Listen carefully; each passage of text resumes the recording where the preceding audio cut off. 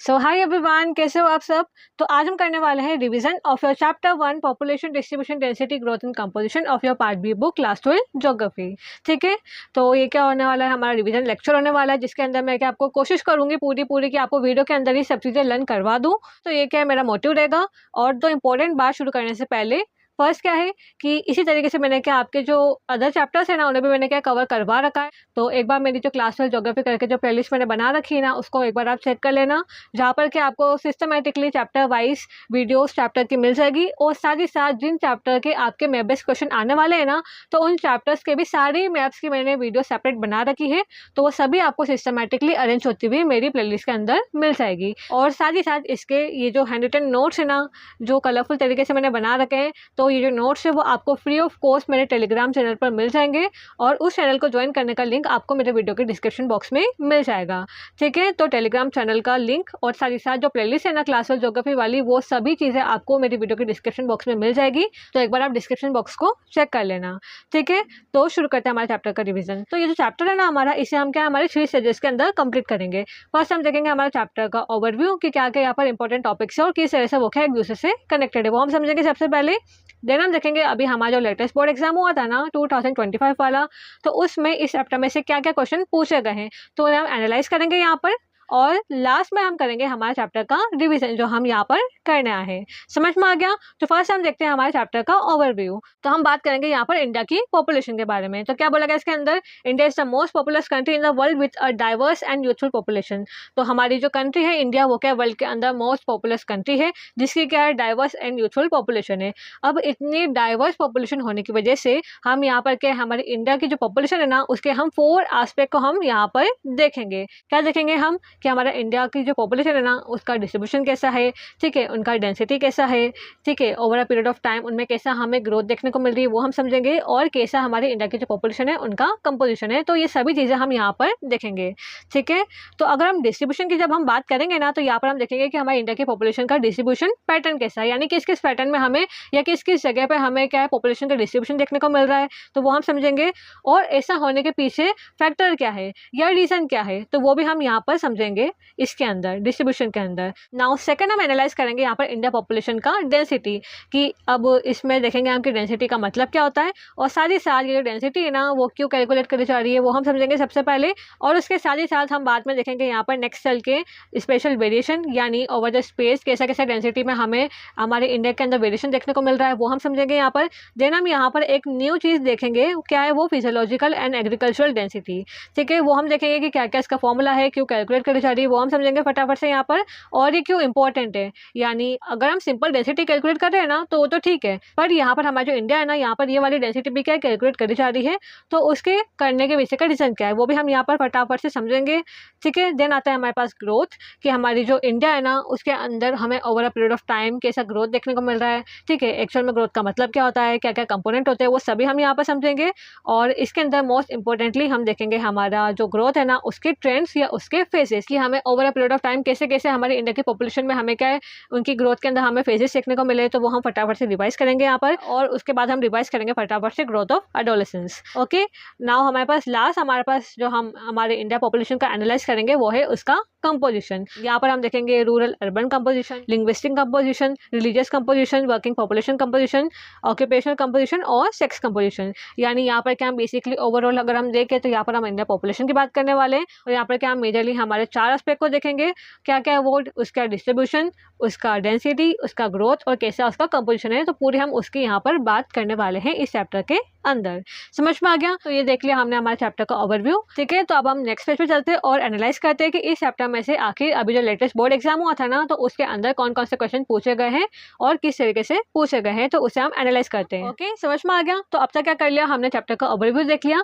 Now next step आती है हमारे पास हमारा जो लेटेस्ट बोर्ड एग्जाम हुआ था ना, उसके क्वेश्चन को एनालाइज करना। तो अगर हम सेट 1 की बात करें, तो इसके अंदर हमसे पूछा गया है इस चैप्टर में से long answer type question which is basically of 5 mark. और क्या पूछा गया इसके अंदर, हमें evaluate the national youth policy of India for overall development of youth and adolescence. यानी यहाँ पर क्या है, हमसे पूछा गया है about the national youth policy of India, बनाई गई है for the youth and adolescent population of our country. तो उनके लिए जो पॉलिसी बनाई गई है ना, तो इस पॉलिसी को हमें क्या करना है, एवलुएट करना है इन आवर आंसर। देन हमसे पूछा गया है यहाँ पर और करके suggest a measure for overall development of youth and adolescents in India. यानी अब यहाँ पर क्या करना है, यहाँ पर हमें खुद ही हमारे हिसाब से हमें क्या करना है, मेजर सजेस्ट करना है for the overall development of youth and adolescents in India. यानी इंडिया के अंदर जो भी यूथ और अडोलेसेंट्स है ना, तो उनके ओवरऑल डेवलपमेंट को लेकर हमें क्या करना है, मेजर यहाँ पर सजेस्ट करना है। यहाँ पर पॉलिसी के रिगार्डिंग पूछा गया है और यहाँ से हमसे ही पूछा गया है कि यूथ और एडोलेसेंट पॉपुलेशन है कंट्री की, तो उनको हमें किस तरह से उनका ओवरऑल डेवलपमेंट हो, तो हमें क्या करना है, यहाँ पर मेजर सजेस्ट करने हैं। देन हमसे पूछा गया यहाँ पर map based question which is basically of 5 mark. यहाँ पर हमसे पूछा गया है the state with lowest population density. यानी यहाँ पर क्या करना है, एज पर सेंसस 2011 ऐसा स्टेट हमें मार्क करना है मैप के अंदर जिसकी क्या है, लोवेस्ट पॉपुलेशन डेंसिटी थी। ओके, नाउ अगर हम सेट 2 की बात करें तो यहाँ पर भी हमसे पूछा गया है long answer type question which is basically of 5 mark. Question क्या है, analyse the rural urban characteristics of Indian population. यहाँ पर क्या करना है, हमें जो इंडिया की जो पॉपुलेशन है उसके रूरल अर्बन कैरेक्टरिस्टिक हमें क्या करना है, एनालाइज करना है। और क्या पूछा गया इसके अंदर हमसे, यहाँ पर analyse the main features of the composition of working population in India. यानी इंडिया की जो वर्किंग पॉपुलेशन है ना, उसके क्या करना है, हमें मेन फीचर्स यहाँ पर एनालाइज करने हैं। ठीक है, और यहाँ पर भी हमसे सेट 2 में मैप बेस्ड क्वेश्चन पूछा गया है इस चैप्टर में से। क्या है वो, the state with highest density of population as per census 2011। Okay fine. तो अगर हम हमारे सेट 3 की बात करें तो यहाँ पर भी हमसे पूछा गया है क्या, long answer type question which is basically of 5 mark. अब क्वेश्चन क्या पूछा गया हमसे यहाँ पर, analyse the growth of population in India since 1921। तो यहाँ पर क्या बेसिकली जो पॉपुलेशन ग्रोथ का जो ट्रेंड या फेजेस हमें बताए गए थे ना, तो उस पर से क्वेश्चन आया है। क्या बोला गया इसके अंदर कि सिंस 1921 कैसा हमें हमारी जो इंडिया की जो पॉपुलेशन है उसमें हमें क्या ग्रोथ ट्रेंड देखने को मिला, तो उसे क्या करना, हमें एनालाइज करना है। और हमें क्या दे रखा है कि with respect to adolescent population analyse the challenges of Indian society. यानी with respect to adolescent population हमें जो है हमारी इंडियन सोसाइटी को कौन कौन से चैलेंजेस फेस करने को पड़ते हैं, तो उन्हें क्या करना, हमें एनालाइज करना है। और साथ ही साथ यहाँ पर क्या है, मैप के ऊपर क्वेश्चन पूछा गया है फ्रॉम दिस चैप्टर। क्या पूछा गया है, a state with highest density of population. उसे भी क्या करना, हमें हमारा जो इंडिया का जो मैप है पॉलिटिकल वाला, उसके अंदर हमें क्या करना है, इनको मार्क करना है एज पर सेंसस 2011। तो जो सा भी स्टेट है उसे क्या करना, हमें हमारा इंडिया का जो मैप है उसके अंदर हमें क्या करना है, इसे मार्क करना है। तो बेसिकली अगर हम ओवरऑल देखें तो यहाँ पर क्या, हमें हमारी कंट्री की नेशनल यूथ पॉलिसी, ठीक है, एडोलेसेंट के ऊपर हो गया क्वेश्चन, एक रूरल अर्बन कैरेक्टरिस्टिक वाला हो गया, वर्किंग पॉपुलेशन वाला हो गया, ठीक है, और ये जो है ग्रोथ ट्रेंड वाले के ऊपर हमसे क्या क्वेश्चन यहाँ पर पूछे गए हैं। ठीक है, तो इन टॉपिक्स को हम स्पेशली फोकस करके यहाँ पर अच्छे से पढ़ेंगे। ओके, तो इसी के साथ क्या कर लिया हमने, हमारा सेकंड स्टेप भी कंप्लीट कर लिया। नाउ फाइनली हम करेंगे हमारे चैप्टर का रिविजन। ठीक है, तो टॉपिक नंबर 1 क्या है हमारा यहाँ पर, इंडिया पॉपुलेशन। यानी यहाँ पर हम पूरी बात करेंगे अबाउट इंडिया पॉपुलेशन। तो क्या बोला गया इसके अंदर कि हमारी जो कंट्री है ना इंडिया, वो क्या सेकंड मोस्ट पॉपुलस कंट्री है इन द वर्ल्ड। यानी पूरे वर्ल्ड के अंदर अगर हम देखें तो हमारी कंट्री का सेकंड मोस्ट पॉपुलस कंट्री है, जिसकी टोटल पॉपुलेशन कितनी है एज पर सेंसस 2011, तो वो है 1210 मिलियन। ठीक है, और साथ में एक बात भी यहाँ पर बता रखी है कि अगर आप नॉर्थ अमेरिका, साउथ अमेरिका और साथ ही साथ अगर आप ऑस्ट्रेलिया की पॉपुलेशन को भी ऐड कर लेते हो ना, तो इसके बावजूद भी हमारी कंट्री की पॉपुलेशन उनसे ज़्यादा है। तो ये बात इसके अंदर बोली गई है कि अगर आप नॉर्थ अमेरिका, साउथ अमेरिका और ऑस्ट्रेलिया की पॉपुलेशन को भी अगर आप ऐड कर लेते हो ना, पर इसके बावजूद भी ज़्यादा है कौन, हमारी कंट्री की पॉपुलेशन। तो इसी वजह से हमारी कंट्री क्या है, सेकंड मोस्ट पॉपुलस कंट्री है इन द वर्ल्ड। अब इसके अंदर ये बोला गया है कि इतनी ज़्यादा कंट्री की पॉपुलेशन है, यानी हमारी कंट्री क्या है, वर्ल्ड लेवल पे सेकंड पोजीशन पे स्टैंड कर रही है इन टर्म्स ऑफ पॉपुलेशन। ठीक है, अब इतनी ज़्यादा पॉपुलेशन होने की वजह से होता क्या है, या रिजल्ट क्या होता है, उसके हम फटाफट से यहाँ पर बात करते हैं। तो इसकी वजह से क्या होता है, प्रेशर पड़ता है ऑन कंट्रीज लिमिटेड रिसोर्सेज। कि क्या है, कंट्री के अंदर इतनी ज़्यादा लोग अगर रहते हैं या इतनी ज़्यादा पॉपुलेशन रिसाइड करती है, तो उसका कहीं ना कहीं प्रेशर देखने को मिलता है ऑन कंट्रीज लिमिटेड रिसोर्सेज। यानी जो रिसोर्सेज है ना कंट्री के अंदर, वो क्या है, अनलिमिटेड नहीं है, लिमिटेड ही है। तो उनके ऊपर प्रेशर पड़ता है किसका, जो पॉपुलेशन इतनी ज़्यादा कंट्री के अंदर रिसाइड कर रही है ना, उनका। ओके, नाउ सेकंड आता है हमारे पास, responsible for many socio economic problems in the nation. और साथ ही साथ इतने ज़्यादा लोग कंट्री के अंदर होने की वजह से क्या है, हमें बहुत सारी प्रॉब्लम्स भी देखने को मिलती है कंट्री के अंदर। तो क्या हुआ, पहले क्या हुआ, हमें प्रेशर देखने को मिला ऑन लिमिटेड रिसोर्सेज, ठीक है।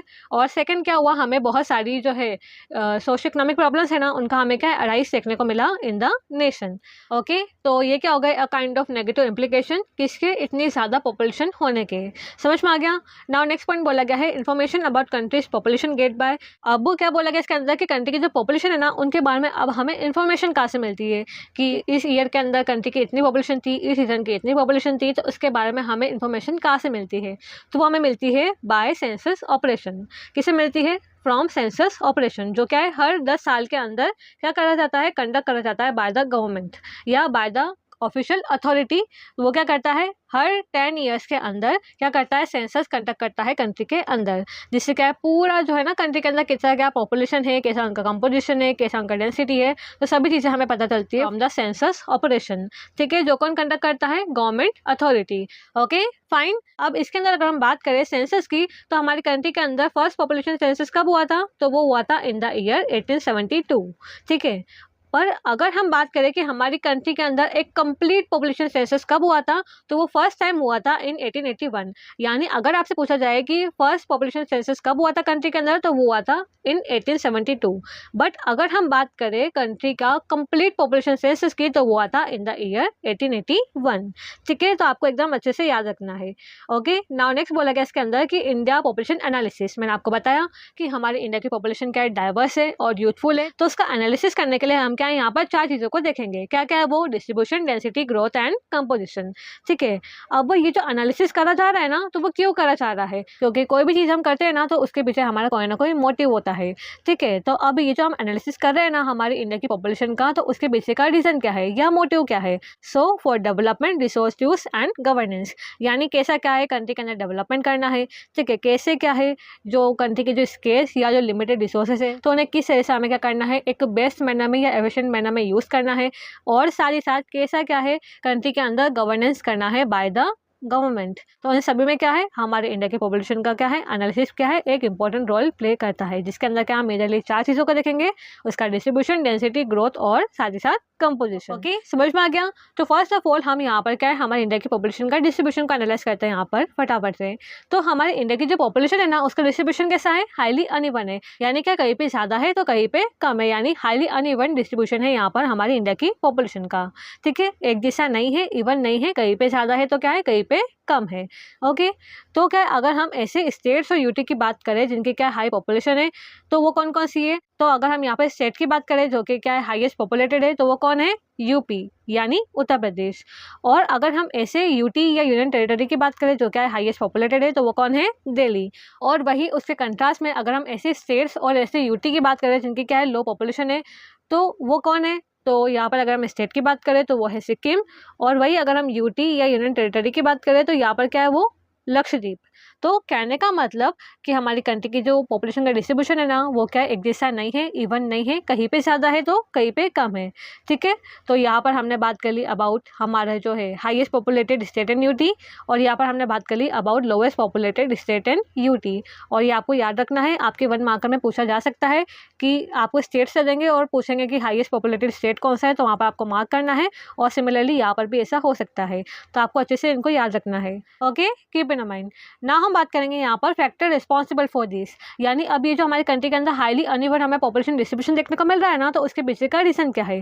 ठीक है, या कौन कौन से फैक्टर्स इसके पीछे रिस्पॉन्सिबल है, तो उनको हम फटाफट से यहाँ पर रिवाइज करेंगे। तो यहाँ पर क्या हम बेसिकली अगर हमारे इंडियन कॉन्टेक्स्ट में बात करें ना, तो यहाँ पर क्या हमें मेजरली 2 फैक्टर देखने को मिल रहे हैं। कौन कौन से, एक आ गया हमारा फिजिकल फैक्टर्स और सेकंड आ गया हमारा socio economic and historical factors. ठीक है, तो फर्स्ट हम यहाँ पर बात करेंगे फिजिकल फैक्टर्स के बारे में। और फिजिकल फैक्टर्स क्या है, इजी है, हमने क्या हमारा जो सेकंड चैप्टर था ना उसमें भी हमने पढ़ रखा है ना, वर्ल्ड पॉपुलेशन वाला चैप्टर था उसमें हमने पढ़ रखा है ना, तो वही चीज़ आपको यहाँ पर लिखनी है, बस थोड़ा उसको इंडियन कॉन्टेक्स्ट में करके लिखना है। ठीक है, तो इसमें फर्स्ट क्या आता है हमारे पास, क्लाइमेट। अब क्लाइमेट में क्या है, moderate climate areas attract more population. तो क्या बोला गया है कि ऐसी जगह जहाँ पर क्या है मॉडरेट, ठीक ठाक, अच्छा क्लाइमेट है, तो वहाँ पर क्या होगा, ज़्यादा पॉपुलेशन अट्रैक्ट होगी। जैसे अगर हमारे इंडियन कॉन्टेक्स्ट में देखें तो यहाँ पर क्या है वो नदर्न प्लेन, जहाँ पर क्या है मॉडरेट क्लाइमेट है, ना ज़्यादा ठंड है ना ज़्यादा गर्मी है। ठीक है, मॉडरेट क्लाइमेट है, ठीक ठाक अच्छा क्लाइमेट है, तो वहाँ पर क्या होगा, ज़्यादा पॉपुलेशन अट्रैक्ट होगी। और वही उसके कंट्रास्ट में ऐसी जगह जहाँ पर क्या है एक्सट्रीम क्लाइमेट है, यानी ज़्यादा ही ठंडी है और ज़्यादा ही गर्मी है, तो वो क्या करेगा, लोगों के सेटलमेंट को क्या करेगा, डिस्करेज करेगा। जैसे डेजर्ट, हाई हिमालयस वाला रीजन रीजन हमारे इंडिया के अंदर। ओके, नाउ सेकंड आता है हमारे पास फिजिकल फैक्टर्स के अंदर टोपोग्राफी। ठीक है, यानी कैसा सरफेस है उसके बारे में हम यहाँ पर बात करेंगे। तो क्या बोला गया है कि flat and low lying plains are densely populated. तो क्या है, जो फ्लैट एरिया या लो लाइंग प्लेन्स होते हैं ना, तो वहाँ पर क्या होता है, डेंसली पॉपुलेशन रिसाइड करती है। क्यों करती है? क्योंकि वो क्या ह्यूमन सेटलमेंट को करता है, फेवर करता है। यानी यहाँ पर क्या है, हम हमारा जो इंफ्रास्ट्रक्चर है वो अच्छे से बिल्ड कर पाएंगे, यहाँ पर हमारा जो एग्रीकल्चर है ना वो हम अच्छे से प्रैक्टिस कर पाएंगे। तो कहने का मतलब जो फ्लैट और जो लो लाइंग एरियाज है ना, वहाँ पर क्या होता है, डेंसली पॉपुलेशन क्या करती है, रिसाइड करती है, या डेंसली पॉपुलेटेड रीजन होता है वो। और हमारे इंडियन कॉन्टेक्स्ट में वो जगह कौन सी है, तो वो है एग्जाम्पल क्या है, नदन प्लेन। फाइन। और वही उसके कंट्रास्ट में हम ऐसी जगह देखें जहाँ पर क्या है माउंटेन है, प्लेट्यू है और रग्ड टेरेंस है, तो वहाँ पर क्या होगा, स्पेस पॉपुलेशन हमें देखने को मिलेगी। यानी कहने का मतलब जहाँ पर फ्लैट सरफेस है, ठीक है, तो वो क्या करेगा, हमारे ह्यूमन सेटलमेंट को फेवर करेगा, तो वहाँ पर क्या होगा, डेंसली पॉपुलेशन डिसाइड करेगी। और वही इसके कंट्रास्ट में ऐसी जगह जहाँ पर क्या है, माउंटेन्स वगैरह है, प्लेट्यू वगैरह है, या कहने का मतलब आसान भाषा में वहाँ पर क्या है, फ्लैट सरफेस नहीं है, थोड़ा ऊपर नीचे है, या हम कह सकते हैं रफ सरफेस है, तो वहाँ पर क्या होगा, हमें स्पेस पॉपुलेशन देखने को मिलेगी। यानी बहुत कम लोग वहाँ पर डिसाइड करेंगे या रहेंगे। ओके, उसके बाद आता है हमारे पास वाटर अवेलेबिलिटी। इसके अंदर क्या है, region with perennial rivers and abundant water sources have dense population. और साथ ही साथ ऐसी जगह जहाँ पर क्या है, अच्छी खासी पानी की अवेलेबिलिटी मिल जाती है, तो वहाँ पर क्या होगा, लोग रहेंगे, या लोगों के एक्सिस्टेंस को क्या करेगा, वो फेवर करेगा। यानी जहाँ पर क्या हो गया, सालों साल हमें पानी मिल रहा है, ऐसी नदियाँ मिल रही है जहाँ पर क्या सालों साल पानी रहता है, पेरेनियल रिवर रहती है, ठीक है, अबंडेंट वाटर सोर्सेज है, यानी बहुत सारे वाटर सोर्सेज है, तो वहाँ पर क्या होगा, हमें डेंस पॉपुलेशन डिसाइड करती हुई वहाँ पर मिलेगी। क्योंकि आप खुद ही देखो पानी के कितने सारे यूजेस है, और अगर पानी ही नहीं मिल रहा है तो ह्यूमन का एग्जिस्टेंस पॉसिबल कैसे होगा। ठीक है, तो वहाँ पर क्या होगा, पॉपुलेशन बहुत कम डिसाइड करेगी। बट ऐसी जगह जहाँ पर क्या है, हमें वाटर सोर्सेस अबंडेंस में मिल रहे हैं, ठीक है, अच्छी खासी उनकी सप्लाई मिल रही है, तो वहाँ पर क्या होगा, हमें डेंस पॉपुलेशन डिसाइड करते हुए मिलेगी इन आर कंट्री। और इसका एग्जाम्पल क्या है हमारे कंट्री के अंदर, तो वह है गंगा बेसिन। ओके, और नेक्स्ट आता है हमारे पास सॉइल फर्टिलिटी। यहाँ पर क्या है, fertile alluvial soil supports intensive agriculture and दस अट्रैक्ट हाई पॉपुलेशन। और साथ ही साथ ऐसी जगह जहाँ पर क्या फर्टाइल सोइल हमें देखने को मिल रही है, तो वो क्या करेगा, इन सम वे और दी अदर एग्रीकल्चर को फेवर करेगा, है ना। और इसी वजह से वहाँ पर क्या होगा, हमें हाई पॉपुलेशन क्या है उसके यहाँ पर हमें डेंसिटी देखने को मिलेगी, या यहाँ पर क्या होगा, हाई पॉपुलेशन डिसाइड करती हुई हमें मिलेगी। और इसका एग्जाम्पल क्या है, तो वो है इंडो गैंगेटिक प्लेन्स। ठीक है, यानी प्लेन्स वाला रीजन क्या है, बहुत ज़्यादा हमारे इंडिया के अंदर क्या है, डेंसली पॉपुलेटेड मिलता है, क्योंकि वो क्या है, हमारा फ्लैट वाला रीजन हो जाता है ना, जहाँ पर क्या फ्लैट सर्फेस हमें देखने को मिल रहा है, वाटर की अच्छी खासी अवेलेबिलिटी हमें देखने को मिल रही है, सॉइल की फर्टिलिटी देखने को मिल रही है। तो इसलिए यहाँ पर बार बार नदन प्लेन का हमें क्या एग्जाम्पल देखने को मिला है। ओके, समझ में आ गया फिजिकल फैक्टर्स। नाउ हमारे पास हमारा सेकंड फैक्टर आता है हमारे इंडिया के कॉन्टेक्स्ट में, तो वो है socio economic and historical factors. ठीक है, तो यहाँ पर फर्स्ट आता है इंडस्ट्रियलाइजेशन। ठीक है, इंडस्ट्रियलाइजेशन किससे रिलेटेड है, नाम से पता चल रहा है, इंडस्ट्री से रिलेटेड है। ओके, तो यहाँ पर क्या है, industrial areas offer jobs and better income attracting migrants. तो क्या बोला गया इसके अंदर कि जो इंडस्ट्रियल एरिया है ना, वो क्या करता है, जॉब और बेटर इनकम ऑफर करता है, और हियर बाय वो क्या करता है, बहुत सारे जो है ना वहाँ पर लोगों को अट्रैक्ट करता है, या वर्कर्स को हम मेनली कहे तो वो क्या करता है, उनको अट्रैक्ट वहाँ पर करता है। एग्जाम्पल क्या है, कौन कौन सी जगह हमारे इंडिया के अंदर, वो जैसे मुंबई, सूरत और बेंगलुरु। ओके, यानी कहने का मतलब इंडस्ट्रियल एरिया क्या करता है, वहाँ पर अच्छी खासी इनकम देता है लोगों को, और वहाँ पर अच्छी खासी जॉब देता है, ऑफर करता है उनको। इसी वजह से वो क्या करता है, माइग्रेंट्स को अट्रैक्ट करता है to these places. Fine. Now second आता है हमारे इसके अंदर इंफ्रास्ट्रक्चर। ओके, क्या आता है, इंफ्रास्ट्रक्चर। अब इसके अंदर क्या है, well developed transport, electricity, health care and education facilities support higher population distribution over there. यानी ऐसी जगह जहाँ पर अच्छी खासी हमें क्या मिल रही है, ट्रांसपोर्ट फैसिलिटी मिल रही है, इलेक्ट्रिसिटी हमें अच्छी खासी मिल रही है, यानी पूरे दिन हमारे पास क्या है, बिजली वगैरह है ना, अच्छी इलेक्ट्रिसिटी की सप्लाई मिल रही है, हेल्थ केयर मिल रहा है, एजुकेशन या स्कूल्स और कॉलेजेस वगैरह की फैसिलिटीज़ अच्छी मिल रही है। तो कहने का मतलब ऐसी जगह जहाँ पर हमें इंफ्रास्ट्रक्चर या वेल डेवलप हमें क्या इंफ्रास्ट्रक्चर देखने को मिलेगा, तो वो क्या करेगा, वहाँ पर जो है हायर पॉपुलेशन डिस्ट्रीब्यूशन का क्या करेगा, सपोर्ट करेगा। ठीक है, समझ में आ गया। और उसके कंट्रास्ट में ऐसी जगह जहाँ पर क्या है, ये सब हमें वेल डेवलप इंफ्रास्ट्रक्चर देखने को नहीं मिलते, तो वहाँ से क्या करेंगे, लोग माइग्रेट करेंगे तो दीज प्लेसेस। यानी कहने का मतलब जहाँ पर इंफ्रास्ट्रक्चर मिला वहाँ पर क्या है, ज़्यादा पॉपुलेशन डिसाइड करने को मिलेगी, और जहाँ पर नहीं है तो वहाँ से क्या है, लोग पहले ही कम होंगे, और अगर होंगे भी ना तो वो क्या है, वहाँ से माइग्रेट करेंगे to avail these facilities. Fine. ना हमारे पास नेक्स्ट पॉइंट आता है अर्बनाइजेशन। अर्बनाइजेशन किससे रिलेटेड है, अर्बन एरिया से। तो क्या बोला गया इसके अंदर, cities and towns grow due to better employment and lifestyle opportunities drawing people from rural areas. तो यहाँ पर क्या बोला गया है कि जो सिटीज़ और जो टाउन है ना, वहाँ पर क्या होता है, बेटर एम्प्लॉयमेंट अपॉर्चुनिटीज़ मिलती है, साथ ही साथ लोगों को क्या है, अच्छी वहाँ पर लाइफस्टाइल भी जीने का मौका मिलता है, उनकी अपॉर्चुनिटीज़ वहाँ पर मिलती है। सो हियर बाय जो रूरल एरियाज है ना, जो गाँव के इलाके हैं, वहाँ से क्या है, लोग माइग्रेट करते हैं टू दीज अर्बन एरियाज।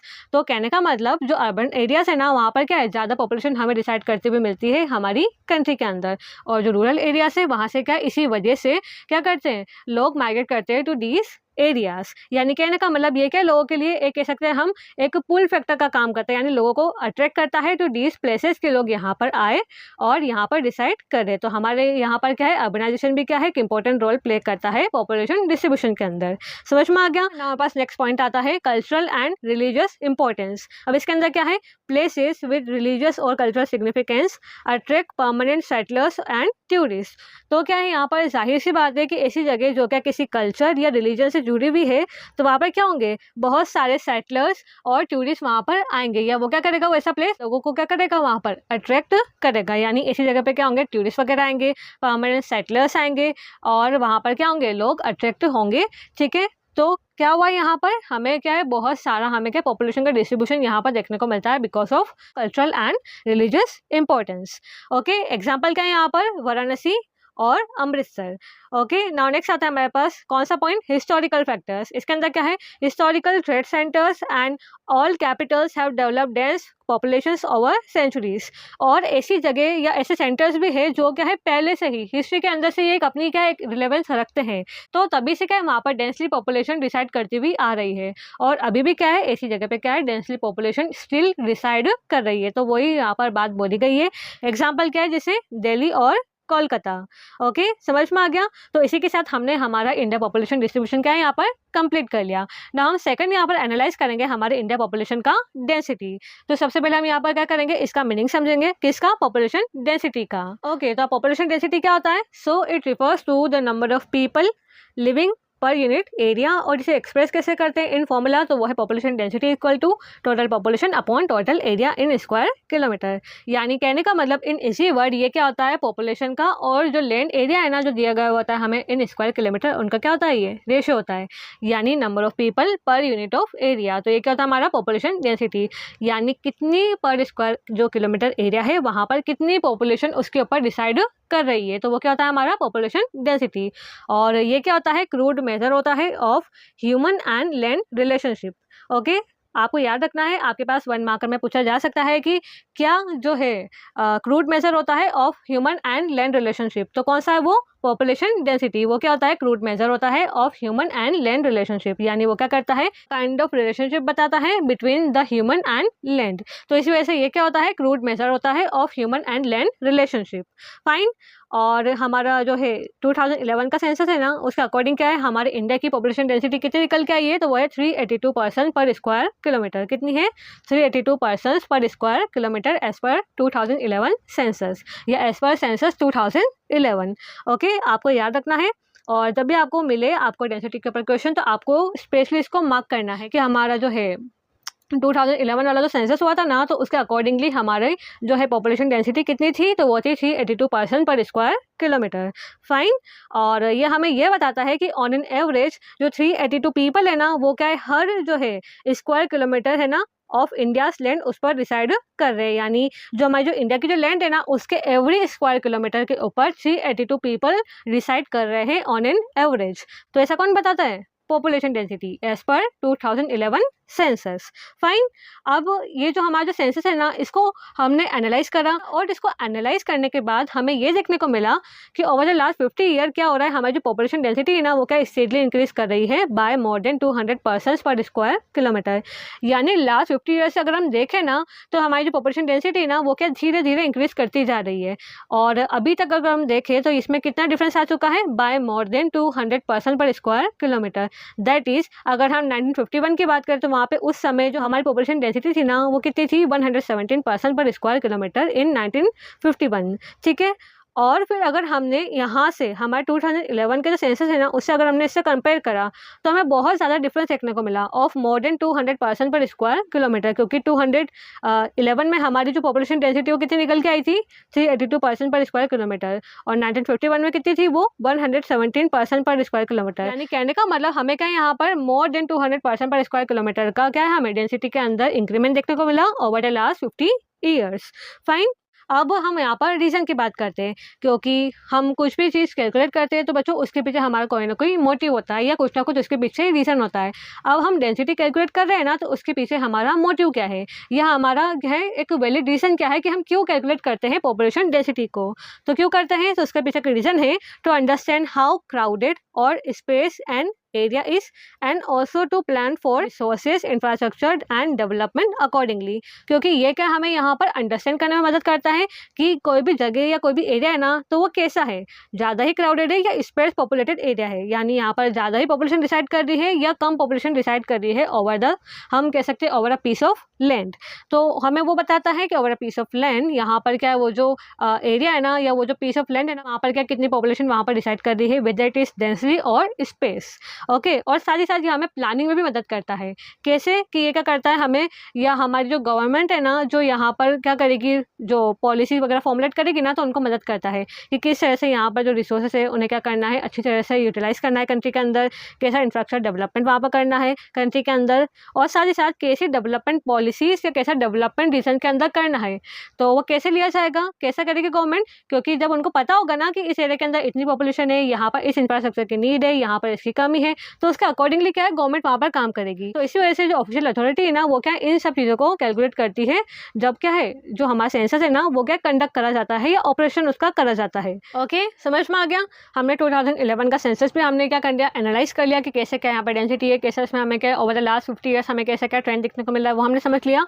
अब हम पढ़ेंगे यहाँ पर special variation of population density, यानी ओवर द स्पेस कैसे क्या है हमें पॉपुलेशन डेंसिटी के अंदर हमें वेरिएशन देखने को मिलता है, तो वो हम यहाँ पर फटाफट से रिवाइज करेंगे। अब हमें अगर हम इंडिया की बात करें ना, तो यहाँ पर क्या है हमें बहुत कम जो है डेंसिटी वाली जगह भी मिलेगी और बहुत ज़्यादा डेंसिटी वाली जगह भी मिलेगी। जैसे क्या है as low as 17 person per square kilometre in Arunachal Pradesh to as high as 11,297 person per square kilometre in NCT Delhi. यानी कहने का मतलब हमारा जो इंडिया है ना, यहाँ पर क्या है सबसे कम जो है ना पॉपुलेशन डेंसिटी वो कहाँ की है, अरुणाचल प्रदेश की, और सबसे ज़्यादा है वो है न्यू दिल्ली की। ठीक है, तो आपको याद रखना है सबसे कम हमारे जो इंडिया के अंदर सबसे कम पॉपुलेशन डेंसिटी कौन सी स्टेट की है, तो वो है अरुणाचल प्रदेश, और सबसे ज़्यादा हमें देखने को मिलती है हमारी नेशनल कैपिटल के अंदर, कौन है वो, दिल्ली। और साथ ही साथ क्या है 2011 सेंसस के अकॉर्डिंगली क्या करा गया था, इसके अंदर क्या है जो स्टेट्स और जो यूटी है ना, उनकी क्या है यहाँ पर 3 कैटेगरीज बनाई गई थी। कौन कौन सी, वो high density states and UT, moderate density states and UT और low density states and UT. पहले क्या है ऐसे स्टेट्स और यूटी जिनकी क्या है हाई डेंसिटी है, सेकंड आता है मॉडरेट यानी जिनकी क्या है मीडियम डेंसिटी है, और उसके बाद आता है लो डेंसिटी वाले स्टेट्स एंड यूटी। तो अगर हम हाई डेंसिटी स्टेट्स और यूटी की बात करें ना, तो यहाँ पर क्या है ऐसे एरिया जहाँ पर क्या है पर स्क्वायर किलोमीटर ऑफ एरिया के अंदर क्या है 750 के लगभग यहाँ पर क्या है जो लोग हैं ना वो रह रहे हैं, यानी ऐसी जगह जहाँ पर छोटी जगह है पर लोग ज़्यादा रह रहे हैं, यहाँ ज़्यादा डेंसिटी है वहाँ पर, तो वो कौन कौन सी जगह है उनकी हम यहाँ पर बात करते हैं, और उसके पीछे का रीज़न क्या है या किन किन वजह से यहाँ पर लोग ज़्यादा रह रहे हैं। तो यहाँ पर क्या है हमें फर्टाइल प्लेन्स देखने को मिलते हैं। मैंने आपको बताया कि फर्टाइल प्लेन्स क्या है बहुत सारी चीज़ों में फेवर करता है ना, यहाँ पर एक्टिविटीज़ जो हमारी ह्यूमन एक्टिविटीज़ है वो अच्छे से हो पाती है, हमारा इंफ्रास्ट्रक्चर अच्छे से डेवलप हो पाता है। ठीक है, तो इस वजह से क्या है जो फर्टाइल प्लेन्स है वो क्या करता है ह्यूमन को क्या करता है, ह्यूमन डिस्ट्रीब्यूशन को अट्रैक्ट करता है। तो पहला क्या हो गया फर्टाइल प्लेन्स, सेकंड हो गया वाटर की अवेलेबिलिटी, मैंने बताया अबंडेंस में जहाँ पर वाटर हमें मिलेगा वहाँ पर क्या होंगे लोग अट्रैक्ट होंगे ही होंगे। तो सेकंड क्या होगा हमारा वाटर अवेलेबिलिटी, और थर्ड क्या हो गया हमारा डेवलप इंफ्रास्ट्रक्चर, जहाँ पर क्या हो गया स्कूल्स कॉलेजेस और वेल डेवलप हमें ट्रांसपोर्ट नेटवर्क वहाँ पर मिल गया, तो वहाँ पर क्या होगा डेफिनेटली ज़्यादा पॉपुलेशन वहाँ पर रिसाइड करेगी। जैसे अगर हमारे इंडिया की बात करें तो यहाँ पर क्या है नॉर्थ इंडियन स्टेट्स सबसे ज़्यादा यहाँ पर किस में है, नॉर्थ इंडिया के अंदर Bihar, then west Bengal, then UP. ठीक है, यहाँ पर हम डेंसिटी की बात करें तो डेंसिटी में ज़्यादा कौन है, Bihar, then west Bengal, then UP. और पेनिनसुलर हम हमारे इंडियन स्टेट की बात करें तो यहाँ पर क्या है सबसे ज़्यादा किसकी है, केरला, देन तमिलनाडु। ओके, और अगर हम यूटी की बात करें तो वो कौन है, फर्स्ट आता है हमारा नेशनल कैपिटल टेरिटरी, कौन, दिल्ली, देन चंडीगढ़, देन पुडुचेरी। और यहाँ पर इंपॉर्टेंट कौन है कि नॉर्थ इंडिया के अंदर कौन सा स्टेट के अंदर हाई डेंसिटी है, तो वो है बिहार। पेनिनसुलर जो है स्टेट्स है हमारे, वहाँ पर किसकी ज़्यादा डेंसिटी है, तो वो है केरला। और यूटी के अंदर कौन है, हमें पता है कौन है, वो हमारी नेशनल कैपिटल दिल्ली। ओके, और अगर हम यहाँ पर मॉडरेट डेंसिटी की बात करें ना, जहाँ पर over a piece of land यहाँ पर क्या है 250 से लेकर 750% तक यहाँ पर डिसाइड कर रहे हैं पर स्क्वायर किलोमीटर एरिया के अंदर। और ऐसे एरियाज के अंदर क्या मिलता है, हमें मिक्स ज्योग्राफी देखने को मिलती है। ठीक है, यहाँ पर पूरा ही प्लेन सरफेस हमें देखने को नहीं मिलता है, मिक्स ज्योग्राफी हमें देखने को मिलती है। सेकंड क्या है, मॉडरेट लेवल ऑफ डेवलपमेंट, और यहाँ पर क्या बिल्कुल कम भी नहीं है और इतना सारा डेवलपमेंट भी यहाँ पर नहीं है। मॉडरेट यानी ठीक ठाक एवरेज यहाँ पर हमें डेवलपमेंट देखने को मिलेगा चीज़ों का। ठीक है, तो यहाँ पर क्या होगा, हमें मॉडरेट डेंसिटी देखने को मिलेगी ऐसे स्टेट्स और यूटी के अंदर, जैसे असम, गुजरात, आंध्र प्रदेश, हरियाणा, झारखंड एंड उड़ीसा। तो यहाँ पर क्या हमें मॉडरेट डेंसिटी देखने को मिलेगी स्टेट्स एंड यूटी के अंदर। ओके, उसके बाद आता है हमारा lower density states and UT. यहाँ पर क्या है, over a piece of land क्या है, यहाँ पर 250 से भी कम लोग यहाँ पर स्क्वायर किलोमीटर के अंदर डिसाइड कर रहे हैं। और इसके पीछे का रीज़न क्या है, इतनी कम population over a piece of land decide कर रही है, तो उसके पीछे का रीज़न है यहाँ पर क्या है, डिफिकल्ट टेरेन है, यानी यहाँ पर क्या फ्लैट सरफेस नहीं है, थोड़ा रफ सरफेस है। ठीक है, तो यहाँ पर क्या इतना सारा डेवलपमेंट नहीं हो पाता है, तो यहाँ पर क्या है डिफिकल्ट टेरेन है। देन यहाँ पर क्या आता है, पुअर एक्सेसिबिलिटी। ठीक है, यहाँ पर पुअर एक्सेसिबिलिटी है, यानी कहने का मतलब यहाँ पर हमें कोई भी चीज़ अगर हमें लेनी है ना, तो यहाँ पर इजीली एक्सेसिबल नहीं होती है। या अगर हम ऐसा कह सकते हैं कि यहाँ पर कोई भी अगर हमें चीज़ हमें चाहिए ना, हमें रोज़मर्रा की, तो वहाँ पर क्या होती है, इनकी पुअर एक्सेसिबिलिटी होती है, हमें इतनी आसानी से उनका एक्सेस नहीं होता है। और थर्ड आ जाता है हमारे पास हार्श क्लाइमेट, यानी बहुत ज़्यादा या एक्सट्रीम क्लाइमेट यहाँ पर देखने को मिलता है, यानी बहुत ज़्यादा ही ठंड है, बहुत ज़्यादा ही गर्मी है, बहुत ज़्यादा ही बारिश है। तो कहने का मतलब हर चीज़ ही बहुत एक्सट्रीम है यहाँ पर। तो कहने का मतलब जहाँ पर हार्श क्लाइमेट, पुअर एक्सेसिबिलिटी और डिफिकल्ट टेरेन मिलता है, तो वहाँ पर क्या है, लो पॉपुलेशन डेंसिटी डिसाइड करती है। और ऐसी जो है जगह हमारे इंडिया के अंदर कौन कौन सी है, तो वो है hill states of Himalayan region, north eastern states of India excluding Assam and Andaman and Nicobar island. तो ये क्या है, लो डेंसिटी वाले स्टेट्स एंड यूटी, ये थे हमारे मॉडरेट डेंसिटी वाले स्टेट्स एंड यूटी, और ये थे हमारे हाई डेंसिटी वाले स्टेट्स एंड यूटी। और आपको ये फर्स्ट वाले याद रखने हैं। ठीक है, और इनके पीछे का रीजन आपको समझ में आ गया। तो ये था हमारा categorisation of states and UT as per census 2011। Now हमारे पास एक नेक्स्ट कॉन्सेप्ट आता है डेंसिटी के अंदर, तो वो है फिजियोलॉजिकल एंड एग्रीकल्चरल डेंसिटी। मैंने आपको बताया था अभी ओवरव्यू के अंदर भी कि हमारे पास एक यहाँ पर न्यू डेंसिटी हम यहाँ पर पढ़ेंगे, कौन सी है, वो फिजियोलॉजिकल एंड एग्रीकल्चरल डेंसिटी। ठीक है, और इसे हम यहाँ पर कैलकुलेट क्यों करते हैं, क्योंकि स्टिल हमारे यहाँ पर क्या है, प्राइमरी सेक्टर के अंदर लोगों की एंगेजमेंट ज़्यादा है। तो इसी वजह से हम क्या है, हमारे इंडिया के अंदर फिजियोलॉजिकल एंड एग्रीकल्चरल डेंसिटी भी यहाँ पर क्या करते हैं, कैलकुलेट करते हैं। ठीक है, समझ में आ गया इसके पीछे का रीज़न। अब यहाँ पर क्या हम एक एक करके दोनों को फटाफट से यहाँ पर रिवाइज करते हैं। फर्स्ट आता है हमारे पास फिजियोलॉजिकल डेंसिटी। ठीक है, अब ये क्या होता है, द नंबर ऑफ पीपल पर यूनिट ऑफ कल्टिवेबल लैंड। और कल्टिवेबल लैंड का मतलब ऐसी लैंड जहाँ पर क्या कल्टिवेशन हो सकता है, यानी ऐसी जगह जो क्या है फर्टाइल है और वहाँ पर क्या है कल्टिवेशन हो सकता है या हो रहा है, तो वो क्या है हमारी कल्टिवेबल लैंड। तो क्या होता है बेसिकली जो फिजियोलॉजिकल डेंसिटी है ना, वो क्या होता है एक तरीके से रेशियो होता है of total population to net cultivated area, यानी कितने कल्टिवेटेड एरिया के ऊपर नंबर ऑफ पीपल सस्टेन कर पा रहे हैं, तो वो क्या होती है हमारी फिजियोलॉजिकल डेंसिटी। अभी जो हमारी फिजियोलॉजिकल डेंसिटी है ना, तो इसे कैलकुलेट करना हमें क्यों पड़ता है, ये इसकी इंपॉर्टेंस क्या है, तो इसको हम फटाफट से यहाँ पर देखते हैं। फर्स्ट क्या है यहाँ पर, it shows pressure on productive land. और ये हमारे नेट कल्टिवेटेड एरिया क्या हमारे प्रोडक्टिव लैंड है ना, क्योंकि यहाँ पर क्या हमारी क्रॉप वगैरह कल्टिवेट कर पा रहे हैं, तो ये क्या है हमारी प्रोडक्टिव लैंड।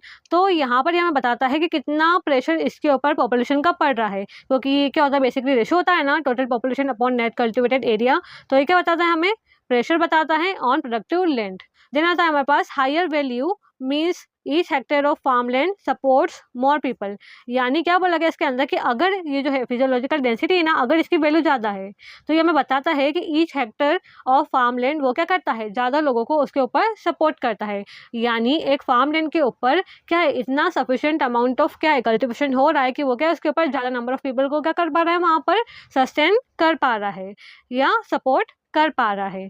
ठीक है, और वही ये क्या अगर उल्टा हुआ ना, तो वो क्या है जो कल्टिवेबल लैंड है ना, वो क्या है उसके ऊपर जो लोग रह रहे हैं ना, तो उनके क्या है वो सस्टेन नहीं कर पा रहे हैं, उन्हें क्या है सपोर्ट नहीं कर पा रहा है, यानी उसकी कैरिंग कैपेसिटी से ज़्यादा लोग वहाँ पर डिसाइड कर रहे हैं। तो ऐसा अगर लो होता है तो वो बताता है।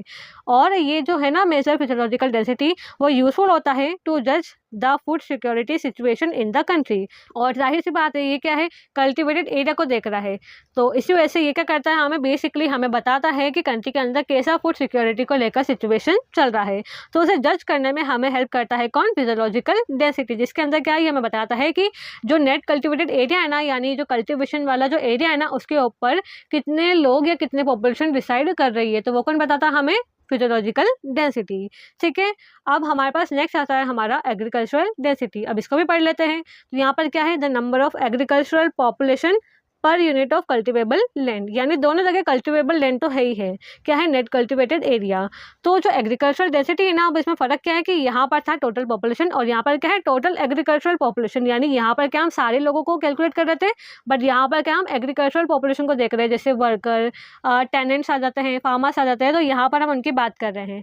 ठीक है, तो कहने का मतलब जो एग्रीकल्चरल डेंसिटी है ना, वो क्या होती है? बेसिकली रेशियो होती है किसका? टोटल एग्रीकल्चर पॉपुलेशन का to the net cultivated area, यानी number of agricultural population per unit of cultivable land. समझ में आ गया? अब इसकी इंपॉर्टेंस क्या है, इसको भी हम फटाफट से देख लेते हैं। क्या इसके अंदर? Indicates the level of agricultural mechanisation. और ये हमें क्या बताता है? ये जो एग्रीकल्चरल डेंसिटी है ना, वो हमें बताता है कि एग्रीकल्चर के अंदर कितना मैकेनाइजेशन आ चुका है, यानी कितनी मशीनरी वगैरह का यूज़ यहाँ पर हो रहा है। क्योंकि अगर यहाँ पर ज़्यादा लोग यहाँ पर कल्टिवेबल लैंड के अंदर यूज़ होंगे ना, तो इसका मतलब क्या होगा? यहाँ पर अभी भी ज़्यादा काम क्या हो रहा है? मैनुअल हो रहा है, यानी हाथ से ज़्यादा काम हो रहा है, और मशीनरी का या टेक्नोलॉजी का यहाँ पर क्या है? बहुत कम यूज़ हो रहा है। क्योंकि एग्रीकल्चर के अंदर अगर ज़्यादा लोग हुए, वो भी एग्रीकल्चरल पॉपुलेशन, तो वो क्या है? जाहिर सी बात है, एग्रीकल्चर के अंदर अपना काम करेंगे ना, यानी ज़्यादा काम यहाँ पर क्या होगा? मैनुअल वाला, यानी हाथ से सारा काम होगा, और टेक्नोलॉजी का काम यहाँ पर कम होगा। और वही अगर एग्रीकल्चरल पॉपुलेशन क्या है? नेट कल्टिवेटेड एरिया के ऊपर कम है, तो ये क्या बताता है हमें? So it implies use of modern methods and better productivity. और अगर हमें यहाँ पर क्या लो एग्रीकल्चर पॉपुलेशन का हमें इन्वॉल्वमेंट देखने को मिला, या हमें लो एग्रीकल्चरल डेंसिटी अगर हमें देखने को मिली, तो वो क्या हमें बताता है? तो वो हमें बताता है कि यहाँ पर क्या है? ज़्यादा से ज़्यादा क्या है? मशीनरी का यूज़ या टेक्नोलॉजी का यूज़ हो रहा है, और मैनुअल वर्क यहाँ पर क्या हो रहा है? कम हो रहा है। तो इसी वजह से यहाँ पर क्या है? बेटर प्रोडक्टिविटी यहाँ पर इंश्योर हो रखी है। तो ऐसा कौन बताता है हमें? Agricultural density. और वही हमने पढ़ा था यहाँ पर फिजियोलॉजिकल डेंसिटी। तो वो हमें क्या बताता है कि जो है कंट्री के अंदर कैसा क्या फूड सिक्योरिटी को लेकर सिनेरियो चल रहा है, उसके बारे में हमें बताता है फिजियोलॉजिकल डेंसिटी। और यहाँ पर क्या है? अगर हम एग्रीकल्चर डेंसिटी की बात करें, तो वो क्या हमें बताता है कि एग्रीकल्चर के अंदर कितना क्या मैकेनाइजेशन आ रखा है, तो उसके बारे में हमें बताता है एग्रीकल्चरल डेंसिटी। ठीक है, समझ में आ गया एकदम? तो इसी के साथ हमने क्या कर लिया? हमारा इंडिया पॉपुलेशन का डेंसिटी भी हमने कंप्लीट कर लिया। जो आपके चैप्टर में दे रखा है ना, वो सभी हमने कंप्लीट कर लिया ना। हम थर्ड पढ़ेंगे यहाँ पर इंडिया पॉपुलेशन ग्रोथ, यानी अब हम यहाँ पर पढ़ेंगे कि हमारी इंडिया पॉपुलेशन की ग्रोथ को लेकर क्या सिनेरियो चल रहा है, या कैसा ट्रेंड हमें देखने को मिल रहा है। तो सभी हम यहाँ पर बात करेंगे। ओके, तो फर्स्ट ऑफ ऑल हम यहाँ समझते हैं कि जो ग्रोथ हम यहाँ पर बात कर रहे हैं ना, तो इसका मतलब क्या होता है कि पॉपुलेशन ग्रोथ क्या होती है, बेसिकली हम यहाँ पर वो समझते हैं। So it refers to increase in the number of people in a region during a specific time period या during a specific period of time. यानी क्या कहने का मतलब, किसी भी रीजन के अंदर ड्यूरिंग अ स्पेसिफिक पीरियड कितने क्या लोगों के अंदर हमें उनके नंबर में चेंजेस देखने को मिल रहा है। तो वो क्या होता है? हमारा पॉपुलेशन चेंज, यानी पॉपुलेशन घट रही है, बढ़ रही है, तो कैसा क्या हमें चेंजेस देखने को मिल रहा है इन द पॉपुलेशन।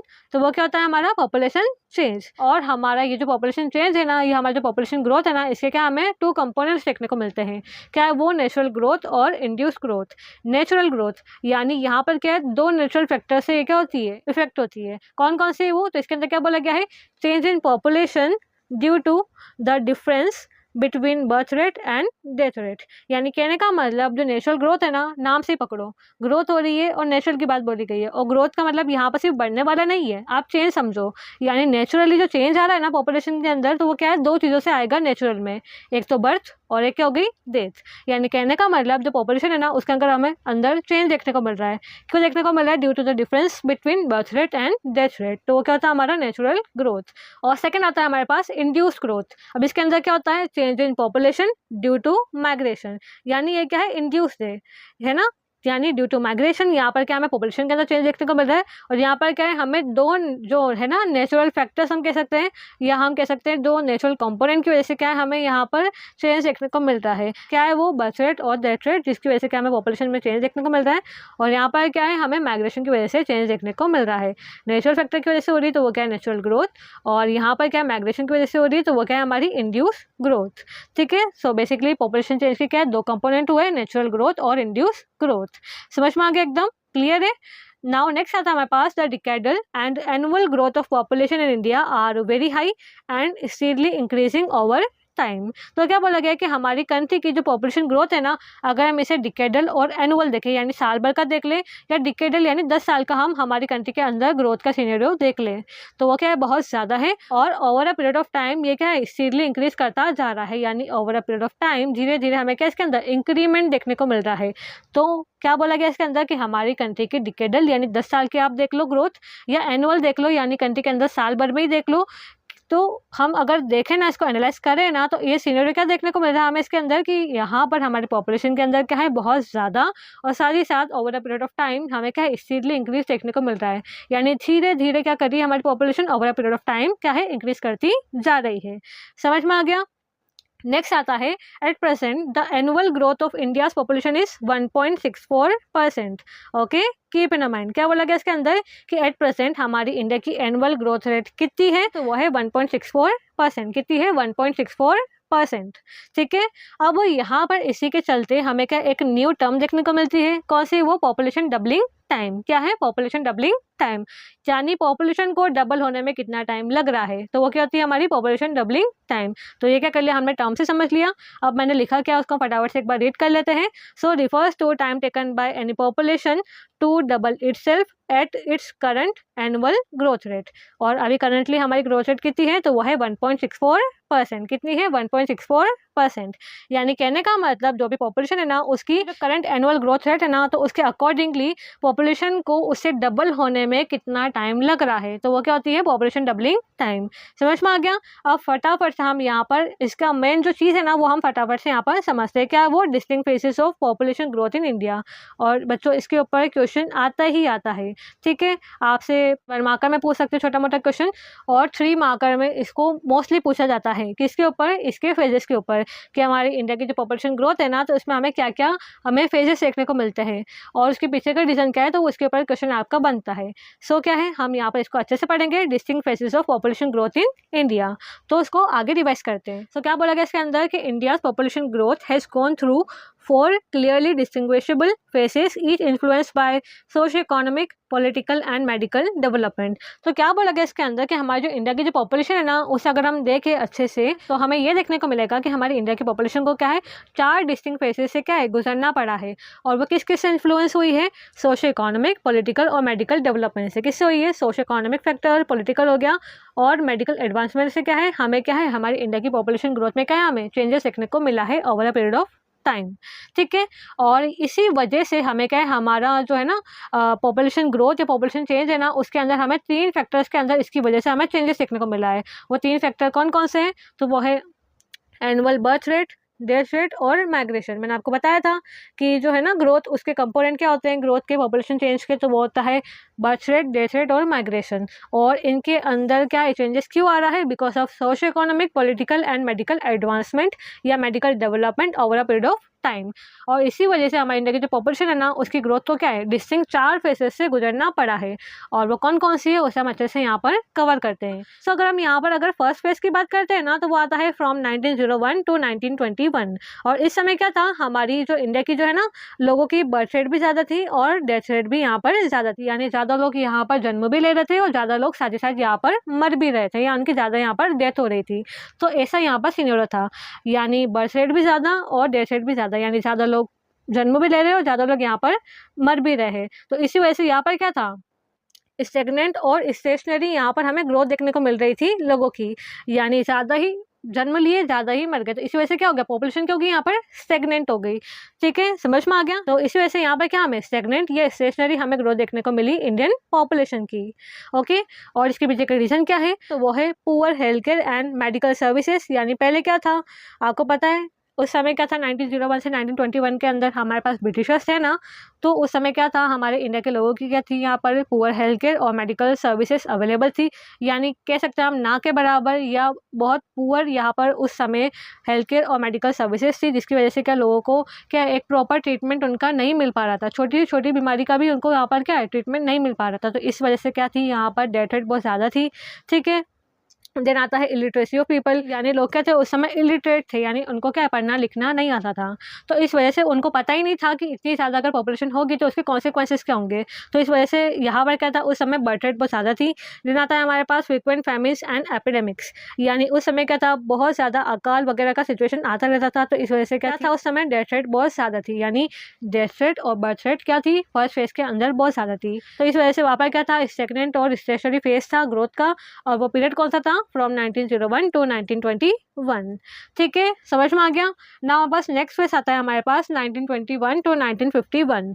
ठीक है, और इस समय क्या था बर्थ रेट तो ऑलरेडी ज़्यादा थी पर डेथ रेट क्या हो गई थोड़ी कम हो गई, यानी डाउन हो गई, या उसमें क्या हमें फॉल देखने को मिला, तो इसकी वजह से क्या हुआ हमें स्टेटिक ग्रोथ देखने को मिली पॉपुलेशन के अंदर, यानी इतनी ज़्यादा ग्रोथ नहीं हुई पर थोड़ी थोड़ी अब हमें क्या यहाँ पर इस पीरियड के अंदर हमें ग्रोथ देखने को मिली पॉपुलेशन की, यानी कहने का मतलब यहाँ पर से क्या हुआ हमें पॉपुलेशन के अंदर क्या हुआ हमें ग्रोथ देखने को मिली। पहले क्या थी पॉपुलेशन एकदम स्टेशनरी हो गई थी, ना ही बढ़ रही थी ना ही घट रही थी, और यहाँ पर क्या हो गया अब डेथ रेट कम होगी, तो इसकी वजह से क्या हमें हल्का हल्का क्या हमें पॉपुलेशन के अंदर ग्रोथ देखने को मिला। सो इसी वजह से ये जो ईयर है ना 1921 इसी का बोलते हैं हम ईयर ऑफ ग्रेट डिवाइड। क्या बोलते हैं ईयर ऑफ ग्रेट डिवाइड, यानी इसी के बाद से क्या हुआ धीरे धीरे पॉपुलेशन के अंदर हमें ग्रोथ देखने को मिली। उससे पहले क्या था नेगेटिव में जा रहा था, या हम कह सकते हैं उस समय स्टेशनरी ग्रोथ थी, बट इस पीरियड के बाद से धीरे धीरे हमारी इंडियन पॉपुलेशन के अंदर क्या हमें ग्रोथ देखने को मिली। समझ में आ गया। अब ये जो ग्रोथ रेट फॉल हुई है ना तो इसके पीछे का रीजन क्या है, so due to improved health care and sanitation, यानी हेल्थ केयर और सैनिटेशन यानी साफ सफाई वगैरह में भी इंप्रूवमेंट देखने को मिला। सो इसी वजह से इस पीरियड के अंदर क्या हुई डेथ रेट कम हो गई, और इसकी वजह से 1921 क्या बना हमारा ईयर ऑफ ग्रेट डिवाइड। आपके पास पूछा जा सकता है 1 मार्क के अंदर कि कौन सा ईयर क्या है ईयर ऑफ ग्रेट डिवाइड, तो वो कौन है ईयर 1921। कौन सा है ईयर 1921। नाउ हमारा फेज थर्ड आता है वो है 1951 टू 1981, और इस पीरियड के अंदर क्या था तो इसके अंदर हमें क्या रैपिड ग्रोथ देखने को मिली हमारी इंडियन पॉपुलेशन की। ये हम ये कह सकते हैं कि इस पीरियड के अंदर क्या हो गई पॉपुलेशन हमें उनका एक्सप्लोजन देखने को मिला, यानी पॉपुलेशन एक्सप्लोड हो गई, यानी बहुत ज़्यादा हमें क्या के अंदर हमें ग्रोथ देखने को मिली। पहले स्टेडी ग्रोथ हो रही थी धीरे धीरे धीरे इंक्रीज हो रही थी, बट इसमें क्या होगा बहुत ज़्यादा या रैपिडली हमें क्या ग्रोथ देखने को मिली इंडियन पॉपुलेशन की इस पीरियड के अंदर फ्रॉम 1951 टू 1981। ठीक है, अब यहाँ पर क्या हुआ बर्थ रेट तो पहले ही ज़्यादा थी, पर यहाँ पर क्या हुआ पहले तो कम थी डेथ रेट, और इस पीरियड में आते आते डेथ रेट और गिर गई और कम हो गई। ठीक है, अब इतनी ज़्यादा हमें शार्प फॉल देखने को मिला डेथ रेट के अंदर, तो वो क्यों हुआ, so due to improved living condition of people at large scale, और साथ ही साथ क्या हुआ डेवलपमेंटल एक्टिविटीज़, यानी कहने का मतलब जो शार्प फॉल हमें देखने को मिला ना डेथ रेट के अंदर, तो वो क्यों हुआ क्योंकि यहाँ पर लार्ज स्केल के अंदर लोगों की कंडीशन में हमें इंप्रूवमेंट देखने को मिला। ठीक है, तो वो हो गया फर्स्ट रीजन। और सेकंड क्या हुआ इस पीरियड के अंदर प्लानिंग वगैरह होने लग गई थी ना, हम इंडिपेंडेंट हो गए थे। ठीक है, ब्रिटिशर्स यहाँ से चले गए थे, और हमारी कंट्री के अंदर 1951 आप मान के चलो यहाँ से क्या हो गया था प्लान डेवलपमेंट की शुरुआत हो गई थी, यानी 5 ईयर प्लान्स वगैरह आने लग गए थे ना, तो कहने का मतलब डेवलपमेंटल एक्टिविटीज़ हमारे कंट्री के अंदर इंट्रोड्यूस होने लग गई थी, जिससे क्या हुआ लोगों का एक लार्ज स्केल के अंदर हमें क्या है उनके लिविंग कंडीशन में इंप्रूवमेंट देखने को मिला, और इसी के चलते क्या हुआ बहुत ज़्यादा हमें हम कह सकते हैं शार्प फॉल हमें देखने को मिला डेथ रेट के अंदर, जिससे क्या होगी पॉपुलेशन एक्सप्लोड हो गई। ठीक है, और इसी के साथ साथ हमें क्या देखने को मिला साथ ही साथ इस पीरियड के अंदर बहुत ज़्यादा इंटरनेशनल माइग्रेशन देखने को मिला, यानी बहुत सारे जो है बाहर से भी लोग यहाँ पर आकर सेटल हो गए, तो इसी वजह से यहाँ की पॉपुलेशन तो पहले ही बढ़ रही थी, और साथ ही साथ इमिग्रेशन से क्या हो गई पॉपुलेशन और ज़्यादा यहाँ पर हो गई। समझ में आ गया। नाउ पर इसका लास्ट फेज आता है वो है आफ्टर 1981। ठीक है, अब यहाँ पर क्या था स्लोइंग ग्रोथ रेट। अब यहाँ पर क्या हो गई इस पीरियड के बाद 1981 के बाद क्या हुआ जो ग्रोथ है ना हमारी इंडिया की पहले बहुत ज़्यादा थी, अब क्या होगी उसके अंदर हमें ग्रोथ तो हो रही है, ग्रोथ बंद नहीं हुई है, ग्रोथ तो हो रही है, बट वो जो पेस था ना वो थोड़ा उसका स्लो हो गया है। ठीक है, अब इसके अंदर क्या बोला गया है कि fall in birth rate due to family planning awareness and education. तो क्या बोला गया इसके अंदर कि इस पीरियड के अंदर क्या हुआ बर्थ रेट के अंदर हमें फॉल देखने को मिला। पहले क्या थी सिर्फ डेथ रेट गिर रही थी, बट इस पीरियड के अंदर क्या हुआ हमें बर्थ रेट के अंदर क्या देखने को मिला फॉल देखने को मिला। क्यों देखने को मिला क्योंकि इस पीरियड से क्या हुआ फैमिली प्लानिंग होने लग गई।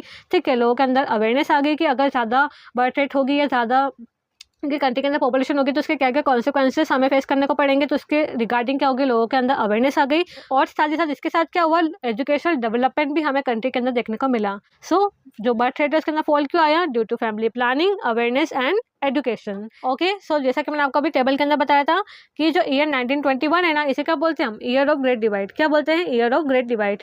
क्यों बोलते हैं because population growth turn from stagnation to steady increase from this point onward. यानी यही वो पॉइंट था जिसमें क्या हुआ, हमें पॉपुलेशन ग्रोथ के अंदर एक हम कह सकते हैं टर्निंग पॉइंट हमें देखने को मिला। पहले स्टेशनरी थी, अब यहाँ से क्या हो गया, इस पॉइंट से हमें स्टेडी ग्रोथ देखने को मिल गई इंडियन पॉपुलेशन के अंदर।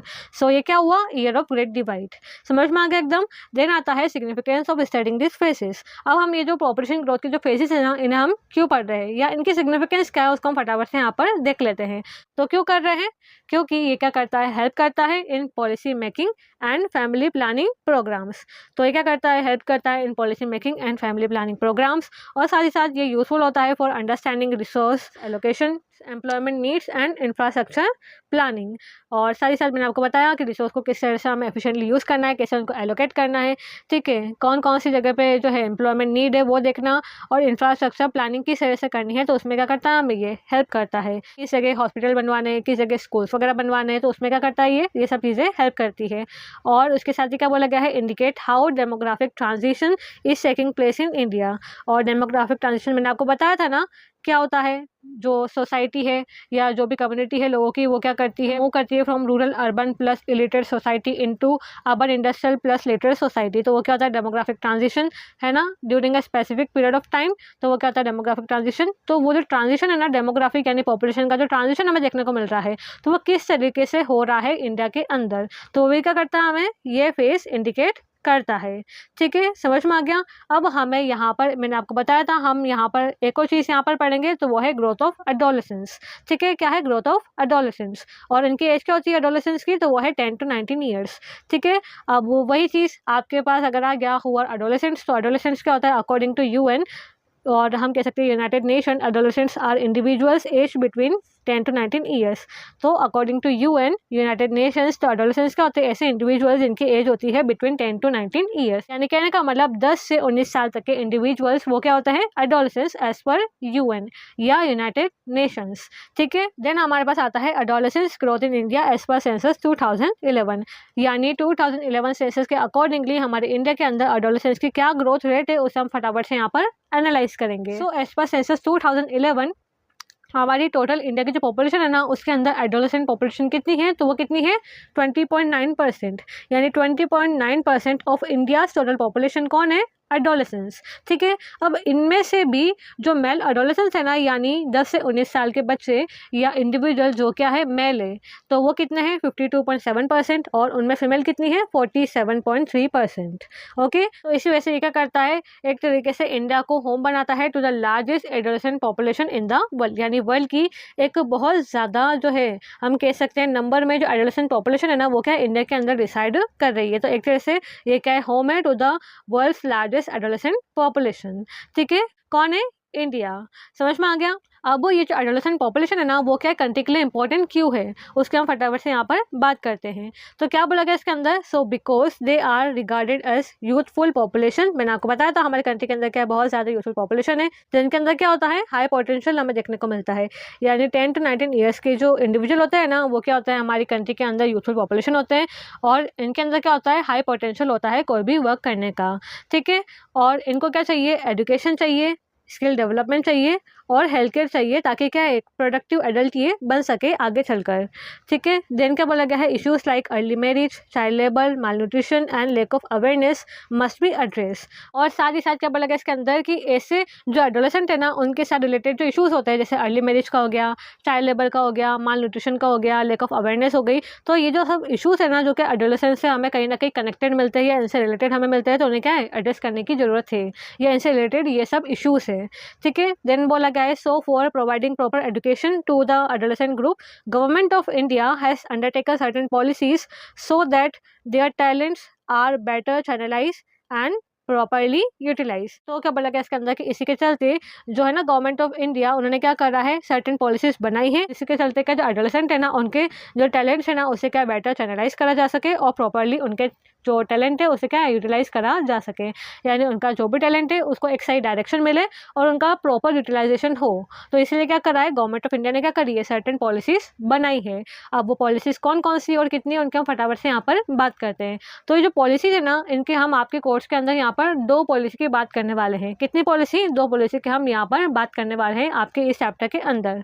ठीक है, कौन कौन सी है उसको हम अभी फटाफट से रिवाइज करते हैं। तो फर्स्ट पॉलिसी हमारे पास आती है नेशनल यूथ पॉलिसी, जो कब आई थी? In the year 2014। और सेकंड आई थी हमारे पास गवर्नमेंट की पॉलिसी, वो कौन सी है? National policy for skill development and entrepreneurship 2015। तो क्या है, 2 पॉलिसी आई है गवर्नमेंट की, ताकि क्या है जो एडोलेसेंट है उनके जो है टैलेंट है उसको प्रॉपर्ली चैनलाइज और यूटिलाइज करा जा सके। तो क्या है 2014 के अंदर इनकी फर्स्ट पॉलिसी आई और सेकंड आई 2015 के अंदर।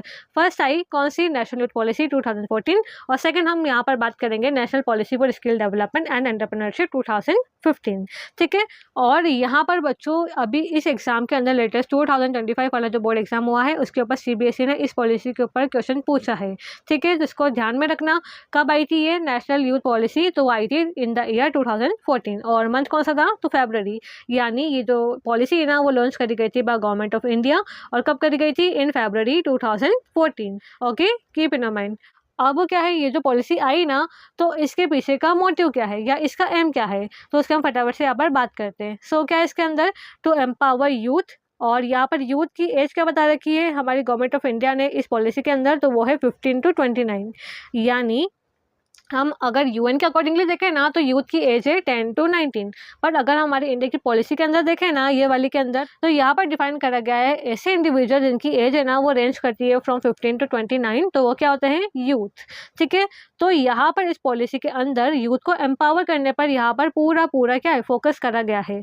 सो to empower youth to achieve their full potential and participate in nation building, यानी क्या यूथ को एम्पावर करना ताकि क्या उनका पूरा उनका पोटेंशियल को क्या कर सके, वो अचीव कर सके, और साथ ही साथ नेशन बिल्डिंग के अंदर वो क्या है, पार्टिसिपेट कर सके। यानी कहने का मतलब नेशन का जो भी काम है उसमें वो पूरी तरह से पार्टिसिपेट कर सके, उनका फुल पोटेंशियल का यूटिलाइजेशन हो और उनका एम्पावरमेंट हो। तो उस पर पूरा फोकस करता है नेशनल यूथ पॉलिसी 2014, जो कब आया? इन फरवरी 2014 bye the government of India. ठीक है, समझ में आ गया एकदम। नाउ नेक्स्ट आता है हमारे पास national policy for skill development and entrepreneurship 2015, और इसके ऊपर क्वेश्चन नहीं आता है मोस्टली। अगर देखा जाए ना तो क्वेश्चन इसके ऊपर आता है, इस वाली पॉलिसी के ऊपर, बट फिर भी एक बार इसको हम फटाफट से रिवाइज कर लेते हैं। तो ये 2015 वाली पॉलिसी है वो कब लॉन्च हुई थी? In July 2015 by the government of India, और इसका एम क्या था? To create an ecosystem of skill development that meets the aspiration of youths and needs of the economy. यानी कहने का मतलब ये क्या करता है, बेसिकली लोगों को स्किल उनका डेवलपमेंट करता है, यानी a kind of ecosystem create करता है और स्किल डेवलपमेंट जो क्या करे, यूथ के एस्पिरेशन को भी मीट करे और साथ ही साथ कंट्री की इकोनॉमी की जो है ना नीड, उसको भी क्या करे, वो फुलफिल करे। यानी ऐसा स्किल डेवलपमेंट का इकोसिस्टम बनाना जिससे क्या यूथ का भी काम हो जाए, उनके एस्पिरेशन भी मीट हो जाए और इकोनॉमी की नीड भी क्या हो जाए, फुलफिल हो जाए।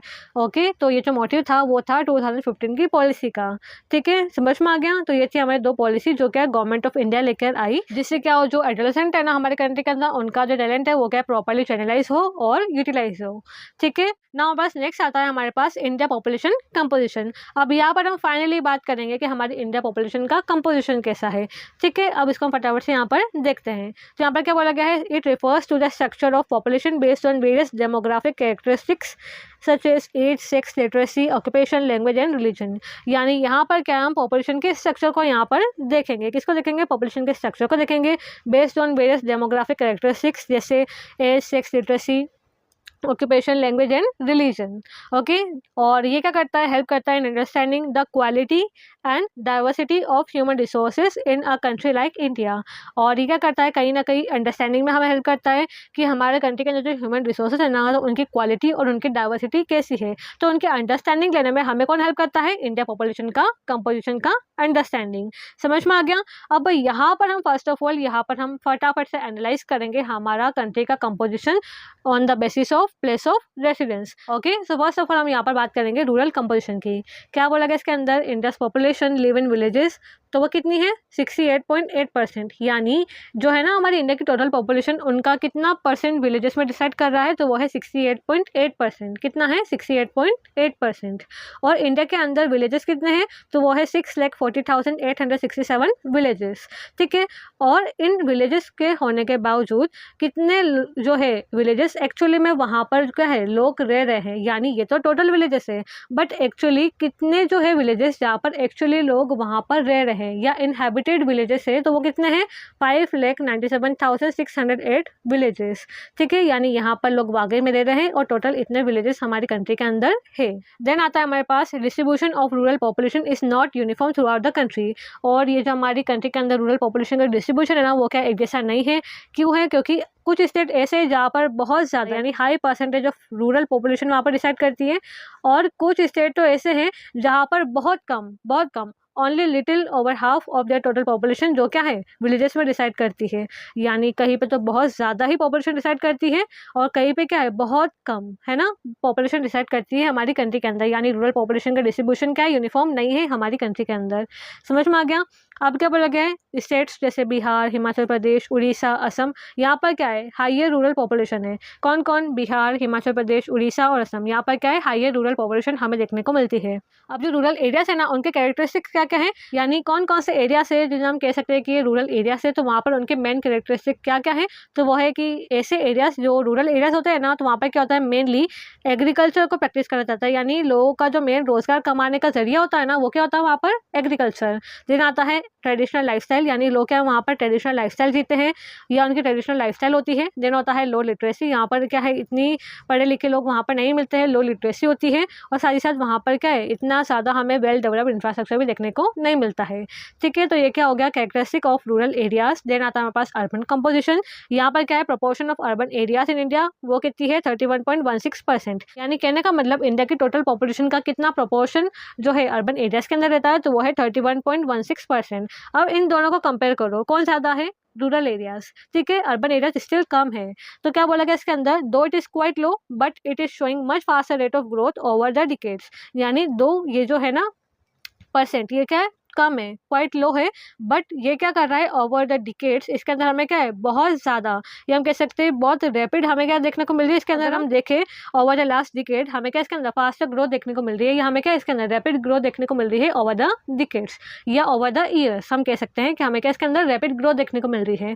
ठीक है। देन क्या बोला गया इसके अंदर urbanisation is increasing due to, तो उसके पीछे का रीजन है migration for employment and education. तो अर्बनाइजेशन क्यों बढ़ रहा है, यानी जो शहरीकरण या शहरी इलाका है वो क्यों बढ़ते जा रहे हैं, क्योंकि यहाँ पर क्या हो रहा है इन एरियाज में लोग क्या कर रहे हैं रूरल एरिया से माइग्रेट करते हुए आ रहे हैं। क्यों आ रहे हैं? फॉर एम्प्लॉयमेंट एंड एजुकेशन, यानी एम्प्लॉयमेंट अपॉर्चुनिटीज़ के लिए, यानी जॉब वगैरह लेने के लिए, और एजुकेशन के लिए क्या है लोग अर्बन एरियाज में या शहरी इलाकों में आ रहे हैं। ओके। देन आता है इंडस्ट्रियलाइजेशन। ठीक है। यानी यहाँ पर भी क्या होता है लोगों को अच्छी जॉब अपॉर्चुनिटीज़ मिलती है और फैसिलिटीज़ वगैरह मिलती है, तो इस वजह से क्या है लोग आते हैं इंडस्ट्रियल एरियाज़ की तरफ, है ना। तो क्या हो गया यहाँ पर इंडस्ट्रियलाइजेशन। देन आता है ग्रोथ ऑफ सर्विसेज, और साथ ही साथ सर्विस सेक्टर भी हमें मेजरली देखने को मिलता है अर्बन एरियाज़ के अंदर। तो इसी वजह से ग्रोथ ऑफ सर्विसेज की वजह से भी क्या है लोग आते हैं अर्बन एरियाज़ के अंदर। तो इनकी वजह से क्या है हमें फास्टर पेस में क्या देखने को मिल रहा है, अर्बनाइजेशन देखने को मिल रहा है। जैसे अगर हम स्टेट्स की बात करें लाइक महाराष्ट्र, तमिलनाडु, गुजरात एंड कर्नाटका है हायर अर्बन पॉपुलेशन। ठीक है। तो ये जो स्टेट्स है इनके क्या है हायर अर्बन पॉपुलेशन इनके अंदर हमें देखने को मिलती है। और इन पर्टिकुलर अगर हम बात करें ना, तो वो है महाराष्ट्र की, कि महाराष्ट्र के अंदर क्या है मोर देन 50% क्या है अर्बन पॉपुलेशन इस स्टेट के अंदर डिसाइड करती है। ओके। समझ में आ गया। तो इसी के साथ क्या कर लिया हमने हमारी इंडिया पॉपुलेशन का रूरल अर्बन कंपोजिशन देख लिया। ना हम सेकंड यहाँ पर बात करेंगे लिंग्विस्टिक कंपोजिशन की, यानी लिंग्विस्टिक यानी लैंग्वेज, है ना। यानी कहने का मतलब हमें कैसे क्या कंपोजिशन देखने को मिल रहा है लोगों का out of total Indian population. तो यहाँ पर हम देखेंगे क्या लिंग्विस्टिक कंपोजिशन। तो फर्स्ट पॉइंट क्या बोला गया इसके अंदर कि India is a land of linguistic diversity, कि हमारा इंडिया क्या है लैंड है ऑफ लिंग्विस्टिक डाइवर्सिटी, यानी बहुत सारी तरीके के लैंग्वेज बोलने वाले लोग हमारी इंडिया के अंदर रहते हैं या रिसाइड करते हैं। देन बोला गया है अकॉर्डिंग टू ग्रियर्सन, जो क्या बेसिकली एक लिंग्विस्टिक सर्वे था, यानी लैंग्वेज का एक सर्वे हुआ था जिसका नाम क्या था ग्रियर्सन। और उसके अकॉर्डिंगली हमें ये पता चला कि कंट्री के अंदर क्या है 179 लैंग्वेजेस और क्या है 544 डायलेक्ट्स हमारी कंट्री के अंदर बोले जाते थे। और अगर हम यहाँ पर प्रेजेंट की बात करें ना, तो अभी क्या है 22 शेड्यूल लैंग्वेजेस है and a number of non schedule languages हमारी कंट्री के अंदर बोली जाती है, ठीक है। और इन शेड्यूल लैंग्वेजेस में भी सबसे ज़्यादा परसेंटेज ऑफ स्पीकर कौन से लैंग्वेज के है, तो वह है हिंदी लैंग्वेज, ठीक है। यानी सबसे ज़्यादा बोली जाने वाली शेड्यूल लैंग्वेज कौन सी है, तो वह है हिंदी। और सबसे कम स्पीकर कौन सी लैंग्वेज के मिलेंगे हमें, तो वह है संस्कृत, बोडो एंड मणिपुरी लैंग्वेज। यानी हाईएस्ट स्पीकर जो शेड्यूल लैंग्वेज में है वो है हिंदी लैंग्वेज के, और लोवेस्ट स्पीकर हमें अगर हम देखें शेड्यूल लैंग्वेज के अंदर तो वो है Sanskrit, Bodo and Manipuri language. Okay, keep in mind. तो अब तक क्या कर लिया हमने, हमारा रूरल अर्बन कंपोजिशन और हमारा लिंग्विस्टिक कंपोजिशन हमने कवर कर लिया। नाउ नेक्स्ट आता है हमारे पास रिलीजियस कंपोजिशन। अब हम यहाँ पर क्या देखेंगे कि हमारी कंट्री की टोटल पॉपुलेशन के अंदर कौन कौन से रिलीजन के लोग यहाँ पर रह रहे हैं, उनकी हम बात करेंगे कि कैसे क्या है हमारी कंट्री के अंदर रिलीजन बेसिस पर अगर हम देखें तो कैसा का कंपोजिशन है हमारी कंट्री के अंदर। तो क्या बोला गया इसके अंदर, it refers to the proportion of different religious communities within the total population of the country. यानी out of total population of the country कितनी क्या डिफरेंट रिलीजियस कम्युनिटी हमारी कंट्री के अंदर रह रही है, कैसा उनका कंपोजिशन, कैसा उनका प्रोपोर्शन हमें देखने को मिल रहा है, तो उनके हम यहाँ पर बात करेंगे। तो क्या बोला गया इसके अंदर कि ये क्या करता है, रिफ्लेक्ट करता है the spiritual and cultural diversity of India. और ये क्या है, एक इंपॉर्टेंट कंपोनेंट है हमारी पॉपुलेशन कंपोजिशन का, है ना। यानी क्या है, ये जो रिलीजन है ना वो क्या है, ये भी क्या करता है, एक इंपॉर्टेंट कंपोनेंट का काम करता है ऑफ पॉपुलेशन कंपोजिशन। और साथ ही साथ ये क्या करता है कि इंडिया के अंदर कैसा क्या स्पिरिचुअल एंड कल्चरल डाइवर्सिटी देखने को मिल रही है, तो उसके बारे में भी क्या करता है, ये रिफ्लेक्ट करता है। और साथ ही साथ एज पर 2011 सेंसस वो बताता है कि जो हिंदू पॉपुलेशन है ना वो क्या है हमारी कंट्री के अंदर मेजोरिटी रिलीजन है, जो क्या है टोटल पॉपुलेशन का नियरली 80% कॉन्स्टिट्यूट करता है, ठीक है। यानी मेजोरिटी रिलीजन कौन है, हिंदू पॉपुलेशन। और ये जो पॉपुलेशन है ना वो क्या ऑलमोस्ट इंडिया के अंदर मेजोरिटी में पाई जाती है, बट कुछ कुछ एरिया को छोड़ते हैं। सो एक्सेप्शन क्या क्या है इस पॉपुलेशन का, तो वो है district of state along Indo Bangladesh border. यानी इंडो बांग्लादेश बॉर्डर का जो लगते हुए जो डिस्ट्रिक्ट आते हैं ना वहाँ पर ये पॉपुलेशन का इतना ही ज़्यादा नहीं मिलती है। वहाँ पर इंडो पाक बॉर्डर हो गया, जम्मू एंड कश्मीर हो गया, hill states of north east and scattered areas of Deccan plateau and Ganga plain. यानी पूरे इंडिया में देखें ना तो ये पॉपुलेशन बहुत ज़्यादा हमें देखने को मिलती है, बट ये क्या है कुछ कुछ एक्सेप्शन है जहाँ पर क्या है ये जो पॉपुलेशन है ना वो क्या है मेजोरिटी में हमें देखने को नहीं मिलती है। ओके, समझ में आ गया। नाउ सेकंड अगर हम देखें यहाँ पर तो आता है मुस्लिम पॉपुलेशन। अब इसके अंदर क्या बोला गया है, are the largest religious minority in India. Okay, तो क्या बोला गया इसके अंदर कि हमारे इंडिया के अंदर लार्जेस्ट रिलीजियस माइनॉरिटी कौन है, तो वो है मुस्लिम पॉपुलेशन। और भी माइनॉरिटीज़ है बट उसमें सबसे ज़्यादा हम कह सकते हैं ना कि माइनॉरिटी के अंदर भी सबसे ज़्यादा हमें कौन सा रिलीजन देखने को मिल रहा है, तो वो है मुस्लिम। यानी इंडिया के अंदर जो माइनॉरिटी में है मुस्लिम, पर जो अगर हम देखें ओवरऑल माइनॉरिटी के अंदर ना तो लार्जेस्ट रिलीजियस माइनॉरिटी हमें देखने को मिलेगी मुस्लिम पॉपुलेशन की, जो कितनी है 14.2% एज पर सेंसस 2011। और ये जो पॉपुलेशन है ना ये इनकी मेजोरिटी फॉर्म करती है in Kashmir valley and Lakshadweep. Okay, keep in mind. और क्या बोला गया इसके अंदर, क्रिश्चियन पॉपुलेशन जो क्या है अराउंड 2.3% ऑफ पॉपुलेशन, और जो क्या है मेनली इनका कंसंट्रेशन हमें देखने को मिलता है Kerala, Goa, Nagaland, Mizoram, Meghalaya and parts of Tamil Nadu and Andhra Pradesh. Then आता है सिख पॉपुलेशन जो कि हमारे इंडिया की पॉपुलेशन का अराउंड 1.7% कॉन्स्टिट्यूट करता है, और इनकी मेजोरिटी हमें देखने को मिलती है इन पंजाब, ठीक है, with presence in Delhi, Haryana and Maharashtra. यानी इनकी जो मेजोरिटी है ना वो देखने को मिलती है हमें पंजाब के अंदर, बट ये क्या है पाए जाते हैं, इनकी प्रेजेंस हमें देखने को मिलती है इन दिल्ली, हरियाणा एंड महाराष्ट्र ऑल्सो, ठीक है। दिन आता है हमारे पास बुद्धिस्ट पॉपुलेशन। अब इसके अंदर क्या लिखा हुआ है, max about 0.7% of the population. यानी इंडिया के टोटल पॉपुलेशन का बुद्धिस्ट पॉपुलेशन कितना कॉन्स्टिट्यूट करती है, तो वो है 0.7%। और इनका कंसंट्रेशन हमें देखने को मिलेगा इन महाराष्ट्र, सिक्किम, अरुणाचल प्रदेश, लद्दाख, त्रिपुरा एंड हिमाचल प्रदेश, ठीक है। देन आता है मेरे पास जैन पॉपुलेशन, और ये क्या इंडिया की टोटल पॉपुलेशन का 0.4% कॉन्स्टिट्यूट करता है। यानी सबसे कम माइनॉरिटी में हमें देखने को मिलेगी जैन पॉपुलेशन, ठीक है। और इनका हमें मेजर कंसंट्रेशन देखने को मिलता है in urban areas of Rajasthan, Gujarat and Maharashtra, ठीक है, समझ में आ गया। देन आता है हमारे पास वर्किंग पॉपुलेशन कंपोजिशन। तो ये क्या हो गया, हमारा कंट्री के अंदर कितने क्या कौन कौन सी कम्युनिटी के लोग यहाँ पर रह रहे हैं वो हमने समझ लिया। अब हम यहाँ पर देखेंगे वर्किंग पॉपुलेशन कंपोजिशन, यानी कौन से क्या वर्किंग पॉपुलेशन का हमें कंपोजिशन हमारी इंडिया की पॉपुलेशन के अंदर देखने को मिल रहा है, तो उनके हम यहाँ पर बात करेंगे। सो क्या बोला गया इसके अंदर, the population of India according to their economic status is divided into 3 group. यानी क्या है, जो पॉपुलेशन ऑफ इंडिया है ना उनको उनके इकोनॉमिक स्टेटस के अकॉर्डिंगली क्या है 3 ग्रुप्स के अंदर डिवाइड करा गया है।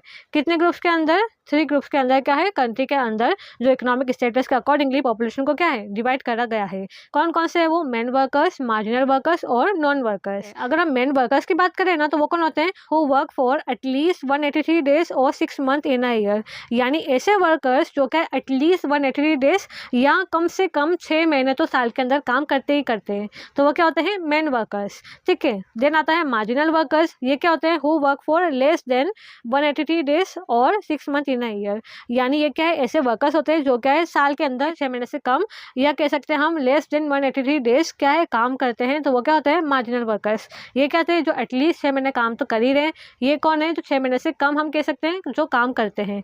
ठीक है, नॉन वर्कर्स जो क्या बिल्कुल उनके पास काम ही नहीं है, नॉन वर्कर्स है, कोई काम ही नहीं कर रहे हैं, नॉन वर्कर्स है ना। तो यहाँ पर क्या है? Who doesn't work for his livelihood, यानी क्या है कहने का मतलब यहाँ पर क्या है ऐसे लोग आ जाते हैं जिनके पास खुद का जो है लाइवलीहुड अर्न करने के लिए कोई काम ही नहीं है, तो वो क्या होते हैं? Non workers. तो अभी क्या पढ़ा था हमने यहाँ पर? मेन वर्कर और मार्जिनल वर्कर। तो इन दोनों को मिला के हमारी कंट्री के अंदर एज पर सेंसस 2011 ये कितने परसेंटेज है इनका? तो वो है 39.8%। और बाकी का बचा हुआ क्या है? ऐसे लोग हैं जिनके पास कोई काम ही नहीं है, यानी क्या है 60% ऑफ पीपल हमारी कंट्री के अंदर क्या है? अनएम्प्लॉयड है, यानी जिनके पास काम ही नहीं है, यानी वो क्या है? नॉन वर्कर्स है। तो मार्जिनल और क्या है मेन वर्कर्स को मिला के कितना परसेंटेज आया एज पर सेंसस 2011? तो वो है 39.8%। और नॉन वर्कर्स का कितना आया? 60%, जो क्या बताता है? Existence of unemployment in the country. ठीक है, और अगर हम यहाँ पर मेन और मार्जिनल वर्कर्स की बात करें तो ये हमें ये बताता है कि workers participation rates tends to be higher in areas where there is low level of economic development. तो क्या है जो वर्कर का जो पार्टिसिपेशन रेट है ना वो क्या है ऐसी जगह पे ज़्यादा होगा जहाँ पर क्या है इकोनॉमिक डेवलपमेंट कम है, यानी कहने का मतलब जहाँ पर इकोनॉमिक डेवलपमेंट कम है वहाँ पर क्या होगा? मशीनरी वगैरह टेक्नोलॉजी वगैरह का यूज़ कम होगा। और अगर टेक्नोलॉजी वगैरह का कम यूज़ हो रहा है ना तो वहाँ पर क्या होगा? मैनुअल वर्क ज़्यादा होगा, यानी हाथ से काम ज़्यादा होगा, यानी ज़्यादा लोग वहाँ पर काम में लिए जाएंगे, यानी वर्कर पार्टिसिपेशन रेट वहाँ पर उस रीजन में ज़्यादा होगा।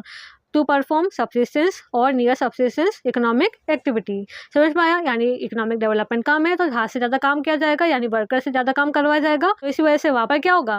वर्कर पार्टिसिपेशन रेट ज़्यादा होगा। समझ में आ गया एकदम? ना हम फटाफट से यहाँ पर देखते हैं हमारा नेक्स्ट कौन सा? ऑक्यूपेशनल कंपोजिशन, यानी ऑक्यूपेशन के बेसिस पे हम फटाफट से हमारी इंडिया पॉपुलेशन का हम कंपोजिशन यहाँ पर देखेंगे। तो क्या बोला गया इसके अंदर? It refers to the distribution of population according to the type of occupation और economic activity they are engaged in, यानी कौन कौन सी इकोनॉमिक एक्टिविटी के अंदर इंडिया की पॉपुलेशन इंगेज है, तो उसके अकॉर्डिंगली हम क्या करेंगे? यहाँ पर कैटेगराइज करेंगे हमारी इंडिया की पॉपुलेशन को। और ये क्या करता है? रिफ्लेक्ट करता है economic development of the country, और ये क्या करता है? रिफ्लेक्ट करता है कंट्री के इकोनॉमिक डेवलपमेंट को। जैसे कि अगर हम बात करें डेवलप्ड रीजन की तो वहाँ पर क्या आपको मेजरली देखने को मिलेगा? टर्शरी सेक्टर के अंदर ग्रोथ है ना। और अगर हम यूडीसी की बात करें या एलडीसी की बात करें यानी लीस्ट डेवलप कंट्री या अंडर डेवलप कंट्री, तो वहाँ पर क्या मेजरली हमें कंट्रीब्यूशन देखने को मिलेगा या एंगेजमेंट देखने को मिलेगा लोगों का इन द प्राइमरी सेक्टर। तो कहने का मतलब किस तरह से या किस सेक्टर में लोग ज़्यादा है तो वो भी क्या करता है? कंट्री का हमें डेवलपमेंट बताता है कि कंट्री कौन सी स्टेज पर लाई कर रही है। सो ये क्या करता है? रिफ्लेक्ट करता है economic development of a country. समझ में आ गया? देन क्या बोला गया इसके अंदर? Occupational categories as per census 2011 क्या क्या है वो उनके हम आगे बात करते हैं। सो क्या है वो? Cultivators, agricultural labourers, house hold industrial workers और अदर वर्कर्स। तो इस तरह से कैटेगरी बनाई गई सेंसस 2011 के अंदर। ठीक है, अब कल्टिवेटर्स और एग्रीकल्चरल लेबरर्स इनको मिला के क्या बना? Primary sector. House hold industrial workers इनको मिला के क्या बना? Secondary sector. और अदर वर्कर्स में आ गए इनके अलावा जो काम होता है ना सर्विसेज वगैरह में, तो वो क्या हो गया हमारा? Tertiary sector. अब प्राइमरी सेक्टर के अंदर कितना परसेंटेज हमारी इंडिया पॉपुलेशन का एंगेज है? तो वो है 54.6%। सेकेंडरी सेक्टर में कितना है? सबसे कम 3.8%। और टर्शरी सेक्टर के अंदर है 41.6%। ठीक है, तो ये क्या कर लिया हमने? देख लिया कौन कौन से सेक्टर में कितना परसेंट हमारा इंडिया पॉपुलेशन का एंगेज है। देन हम पढ़ेंगे अब यहाँ पर जेंडर वाइज ऑक्यूपेशनल स्ट्रक्चर, यानी जेंडर वाइज कौन से ऑक्यूपेशन में कौन सा जेंडर ज़्यादा है कौन सा जेंडर कम है, वो फटाफट से हम यहाँ पर देख लेते हैं। तो अगर हम यहाँ पर मेल की बात करें ना तो वो क्या है? उनका हमें हाई पार्टिसिपेशन देखने को मिलता है इन ऑल द सेक्टर्स। और स्पेशली अगर हम बात करें तो टर्शरी सेक्टर के अंदर जो है ना मेल का पार्टिसिपेशन हमें ज़्यादा देखने को मिलता है। और वही अगर हम फीमेल की बात करें ना तो उनका हमें मोस्टली अगर हम देखें उनका एंगेजमेंट देखने को मिलता है इन प्राइमरी सेक्टर। कौन सेक्टर के अंदर? Primary sector, often as a unpaid family worker. और ऑफन ये क्या होती है? अनपेड क्या होती है? फैमिली वर्कर होती है, यानी ये जो काम करती है ना, उनका क्या, इनको कभी कभी इनका जो है ना वर्कर को पैसा ही नहीं मिलता है, इनका मनी नहीं मिलता है जो इनका जो बनता है। तो ये क्या होती है? ऑफन क्या होती है? अनपेड फैमिली वर्कर होती है, यानी फैमिली के अंदर जो लेडीज़ है ना वो क्या उसके अंदर एंगेज हो जाती है। सो ये क्या होता है? इनका पार्टिसिपेशन हमें ज़्यादा देखने को मिलता है इन प्राइमरी सेक्टर और often as a unpaid family worker. Okay fine. Now हमारे पास आता है रीजनल वेरिएशन। अब हमने जेंडर बेसिस पे देख लिया, अब हम रीजन वाइज देखते हैं कि कौन सा सेक्टर में कौन सा रीजन का इन्वॉल्वमेंट ज़्यादा है। तो अगर हम देखें हिमाचल प्रदेश, राजस्थान, बिहार, तो यहाँ पर क्या हमें high number of people engage होते हुए मिलेंगे इन प्राइमरी सेक्टर। देन आता है महाराष्ट्र, गुजरात, तो यहाँ पर क्या है? हमें लोगों का ज़्यादातर इन्वॉल्वमेंट देखने को मिलेगा इन सेकेंडरी सेक्टर। देन आता है दिल्ली, चंडीगढ़, तमिलनाडु, तो यहाँ पर क्या है? हमें डोमिनेशन देखने को मिलेगा यहाँ पर किसका? टर्शरी सेक्टर का। ठीक है, समझ में आ गया। अब यहाँ पर हमें पास एक इम्पॉर्टेंट चीज़ आती है, वो है trends and transition in India's occupational structure. अब इसमें क्या है? हमें क्या एक तरह से ट्रांजिशन देखने को मिल रहा है, यानी एक तरह से हम कह सकते हैं किसी चीज़ में हमें कह सकते हैं हम शिफ्ट देखने को मिल रहा है फ्रॉम समथिंग। सो क्या बोला गया इसके अंदर? Proportion of workers engage in India, तो वो क्या हो रहा है? एग्रीकल्चर के अंदर अब क्या हो रहा है? धीरे धीरे डिक्लाइन हो रहे हैं, और वो कहाँ पे मूव कर रहे हैं धीरे धीरे, या कहाँ पे शिफ्ट कर रहे हैं धीरे धीरे? To secondary and tertiary sector, यानी यहाँ पर डिक्लाइन हमें देखने को मिल रहा है और यहाँ पर क्या हमें इंक्रीमेंट देखने को मिल रहा है। ठीक है, और अब ये हमें क्या इंडिकेट करता है? तो ये हमें इंडिकेट करता है सेक्टोरल शिफ्ट इन इकोनॉमी। तो क्या हमारे क्या है इकोनॉमी के अंदर मेजरली 3 सेक्टर्स होते हैं, है ना? एक होता है प्राइमरी सेक्टर या हम बोल दो एग्रीकल्चर सेक्टर, देन आता है सेकेंडरी सेक्टर और आता है टर्शरी सेक्टर। पर अब क्या हो रहा है? यहाँ पर धीरे धीरे क्या है वर्कर का जो पार्टिसिपेशन या प्रोपोर्शन है ना वो क्या कम होता जा रहा है, और कहाँ पर बढ़ता जा रहा है? वो सेकेंडरी एंड टर्शरी सेक्टर की तरफ। तो ये क्या हो रहा है? जैसे सेक्टोरल शिफ्ट हो रहा है, यानी इस सेक्टर से क्या लोग शिफ्ट हो रहे हैं इस सेक्टर के अंदर। तो ये जो सेक्टोरल शिफ्ट हो रहा है ना वो क्यों हो रहा है? सो वो हो रहा है ड्यू टू फास्ट अर्बनाइजेशन, क्योंकि बहुत जल्दी जल्दी सब चीज़ें अर्बनाइज हो रहा है ना, तो फास्ट अर्बनाइजेशन की वजह से और साथ ही साथ डिजिटाइजेशन की वजह से क्या हो रहा है? हमें सेक्टोरल शिफ्ट देखने को मिल रहा है towards secondary sector and tertiary sector in are economy. Fine. अब क्या बोला गया इसके अंदर? However over dependence on agriculture still persist, यानी ऐसा नहीं है कि बिल्कुल एग्रीकल्चर के अंदर हम कहते हैं ना ओवर डिपेंडेंस देखी जाती है तो वो क्या बिल्कुल ख़त्म हो गई, ऐसा नहीं है, स्टिल परसिस्ट। पर अब क्या है हमारे पास एक ज़रूरत आ पड़ी है कि हमें क्या करना है? अब स्किल डेवलपमेंट और क्या करना है? साथ ही साथ इंडस्ट्रियल जॉब वगैरह को क्या करना है? प्रमोट करना है, जिससे क्या हो हमें एम्प्लॉयमेंट का बूस्ट देखने को मिले, क्योंकि यहाँ पर क्या है बहुत ज़्यादा ओवर डिपेंडेंस हो चुकी है, जिससे क्या है जिनको क्या है इनका वेजेस मिलना चाहिए उनको वेजेस मिलता ही नहीं है, इतनी ज़्यादा ओवर डिपेंडेंस है ना। यहाँ पर हम कह सकते हैं ना कि यहाँ पर क्या हमें डिसगाइज अनएम्प्लॉयमेंट देखने को मिलता है। तो वही चीज़ कि यहाँ पर क्या है बहुत ज़्यादा अभी भी ओवर डिपेंडेंस देखने को मिलती है ऑन एग्रीकल्चर। तो इसी वजह से एक नीड आ पड़ी है कि हमें क्या करना है? स्किल डेवलपमेंट और साथ ही साथ इंडस्ट्रियल जॉब है ना उसका करना हमें प्रमोट करना है टू बूस्ट एम्प्लॉयमेंट। ठीक है, देन आता है हमारे पास सेक्स कंपोजिशन, ये हमारे पास लास्ट होने वाला है। ठीक है, तो अब फटाफट से हम हमारी वीडियो को एंड अप करेंगे। तो क्या हमारे पास सेक्स कंपोजिशन, अब इसके अंदर क्या है? It refers to proportion of males and females in the total population, यानी टोटल पॉपुलेशन के अंदर कितने मेल्स और फीमेल का प्रपोर्शन है। ठीक है, या इनका कैसा कंपोजिशन है आउट ऑफ टोटल पॉपुलेशन, किसके अंदर मेल और फीमेल है ना, तो वो क्या होता है हमारा सेक्स कंपोजिशन। और एक क्या है कि डेमोग्राफिक इंडिकेटर है ना, यानी अगर हम डेमोग्राफिक या हम पॉपुलेशन की बात करें ना तो यहाँ पर हम मेजरली यहाँ पर सेक्स कंपोजिशन की बात करते हैं कि कौन से जेंडर के लोग यहाँ पर रह रहे हैं, ज़्यादा कौन है ना, मेल है कि फीमेल है ना, तो उनके हम यहाँ पर बात करते हैं। तो ये क्या है कि डेमोग्राफिक इंडिकेटर है कौन? Sex composition. एंड ये क्या करता है? रिवील करता है the status of women, gender equity and socio cultural practices with in the society. और ये जो हम कैलकुलेट करते हैं ना या हम ये देखते हैं ना तो ये क्या करता है? रिवील करता है बहुत सारी बातें, हमें बताता है या उजागर करता है कि कैसा क्या कंट्री के अंदर वुमेन को लेकर स्टेटस है, यहाँ पर जेंडर इक्विटी है कि नहीं है, और कैसा क्या यहाँ पर सोशल कल्चरल प्रैक्टिसेस क्या है फॉलो करी जाती है विद इन द सोसाइटी। तो उसके बारे में क्या करता है? हमें बहुत सारी बातें रिवील करता है कौन? Sex composition. ठीक है, देन हम यहाँ पर फटाफट से बात करेंगे सेक्स रेशो की। अब ये क्या होता है? रेशो होता है, ऐसा नेम सजेस्ट, ये क्या होता है? रेशो होता है between the number of women and man in the population, वो क्या होता है? Sex ratio. और अगर हम यहाँ पर सेक्स रेशो की बात करें ना इन इंडियन कॉन्टेक्स्ट तो इसे कैलकुलेट कैसे करा जाता है? तो वो है female population upon male population into 100। तो ये क्या है? सेक्स रेशो को इंडिया के कॉन्टेक्स्ट में कैलकुलेट करने का फॉर्मूला क्या है? Female population upon male population into 100। Okay, keep in mind. So अगर हम हमारे इंडिया की बात करें एज पर सेंसस 2011 तो हमारे यहाँ पर सेक्स रेशो क्या है? नेशनल का एवरेज अगर हम देखें तो वो है 943 फीमेल्स पर 1000 मेल्स। ठीक है, तो ये क्या हमारे कंट्री का सेक्स रेशो है। और ये क्या इंडिकेट करता है, हमारी कंट्री के अंदर जेंडर इम्बेलेंस इंडिकेट करता है। और ये क्या सजेस्ट करता है हमें, ये क्या हमें रिवील करता है, societal preference for sons in some areas, यानी कुछ कुछ एरिया के अंदर सन की प्रेफरेंस होती है ना, तो उसके बारे में हमें ये सजेस्ट करता है। और क्या इंडिकेट करता है, ये जेंडर इम्बेलेंस। और ये क्या एक सीरियस हिंड्रेंस है, या एक सीरियस हम कह सकते हैं ना, एक बैरियर है to any developing and civilise society. यानी कोई भी डेवलपिंग और सिविलाइज सोसाइटी के लिए ये क्या एक सीरियस थ्रेट या सीरियस बैरियर या एक सीरियस हिंड्रेंस का काम करता है। कौन?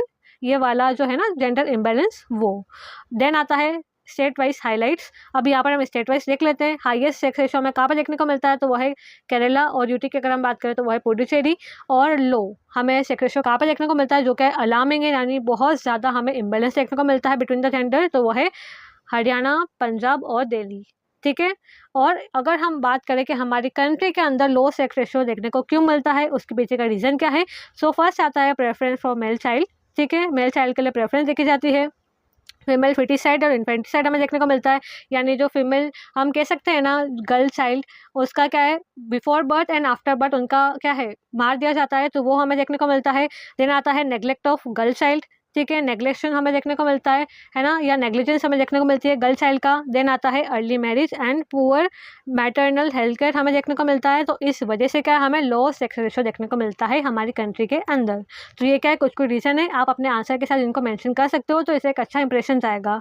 ठीक है, और लास्ट पॉइंट इसके अंदर हमारे पास है वो है lower literacy and employment opportunities for women. यानी वुमेन के लिए क्या है लोअर लिटरेसी हमें देखने को मिलती है, साथ ही साथ एम्प्लॉयमेंट अपॉर्चुनिटीज़ भी इतनी ज़्यादा नहीं है वुमेन के लिए।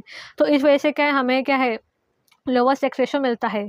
ठीक है, यह हमें क्या जेंडर इम्बेलेंस देखने को मिलता है हमारी कंट्री के अंदर। ओके, सो ओवरऑल इन सब चीज़ों को देखते हुए हम ये कंक्लूड कर सकते हैं कि educating girls is the strongest tool to improve sex composition and promote gender equality. यानी क्या बोला गया इसके अंदर कि ओवरऑल इन सब चीज़ों को देखते हुए हम ये बात बिल्कुल कंक्लूड कर सकते हैं कि गर्ल्स की एजुकेशन क्या है, ये क्या है कि स्ट्रॉन्गेस्ट टूल है to improve sex composition and promote gender equality. यानी दो ये जो है ना इम्बेलेंस परसिस्ट कर रहा है, बट फिर भी क्या एक होप है कि अगर क्या करेंगे हम गर्ल्स को एजुकेट करेंगे तो वो क्या करेगा कहीं ना कहीं स्ट्रॉन्गेस्ट टूल का काम करेगा टू इम्प्रूव सेक्स कंपोजिशन। और साथ ही साथ इससे क्या होगा जेंडर इक्वालिटी हमारी कंट्री के अंदर भी क्या होगी प्रमोट होगी। ठीक है, तो इसी के चलते हमारी गवर्नमेंट क्या है एक प्रोग्राम हम कह सकते हैं या एक हम कह सकते हैं कैंपेन लेकर आई इन द ईयर 2015। क्या नाम है उसका, बेटी बचाओ बेटी पढ़ाओ। ठीक है, ये आपके सिलेबस में मेंशन कर रखा था, तो मैंने इसके बारे में थोड़ा सा आपको बता दिया है। कौन सा है, बेटी बचाओ बेटी पढ़ाओ, जो कब आया इन द ईयर 2015। एक्चुअली ये है क्या, तो ये क्या गवर्नमेंट कैंपेन है टू एड्रेस जेंडर इम्बेलेंस। हमारी कंट्री के अंदर जेंडर इम्बेलेंस है ना, तो उसे एड्रेस करने के लिए गवर्नमेंट क्या है अपना कैंपेन लेके आई इन द ईयर 2015। क्या नाम था उसका, बेटी बचाओ बेटी पढ़ाओ। कौन लेके आया, हमारे prime minister Narendra Modi in the year 2015। और इसको लॉन्च करने के पीछे का ऑब्जेक्टिव क्या था, prevent gender bias sex selective elimination. यानी जो सेक्स सेलेक्टिव जो है ना एलिमिनेशन हो रखे हैं तो उनको प्रिवेंट करना, ensure survival and protection of girl child.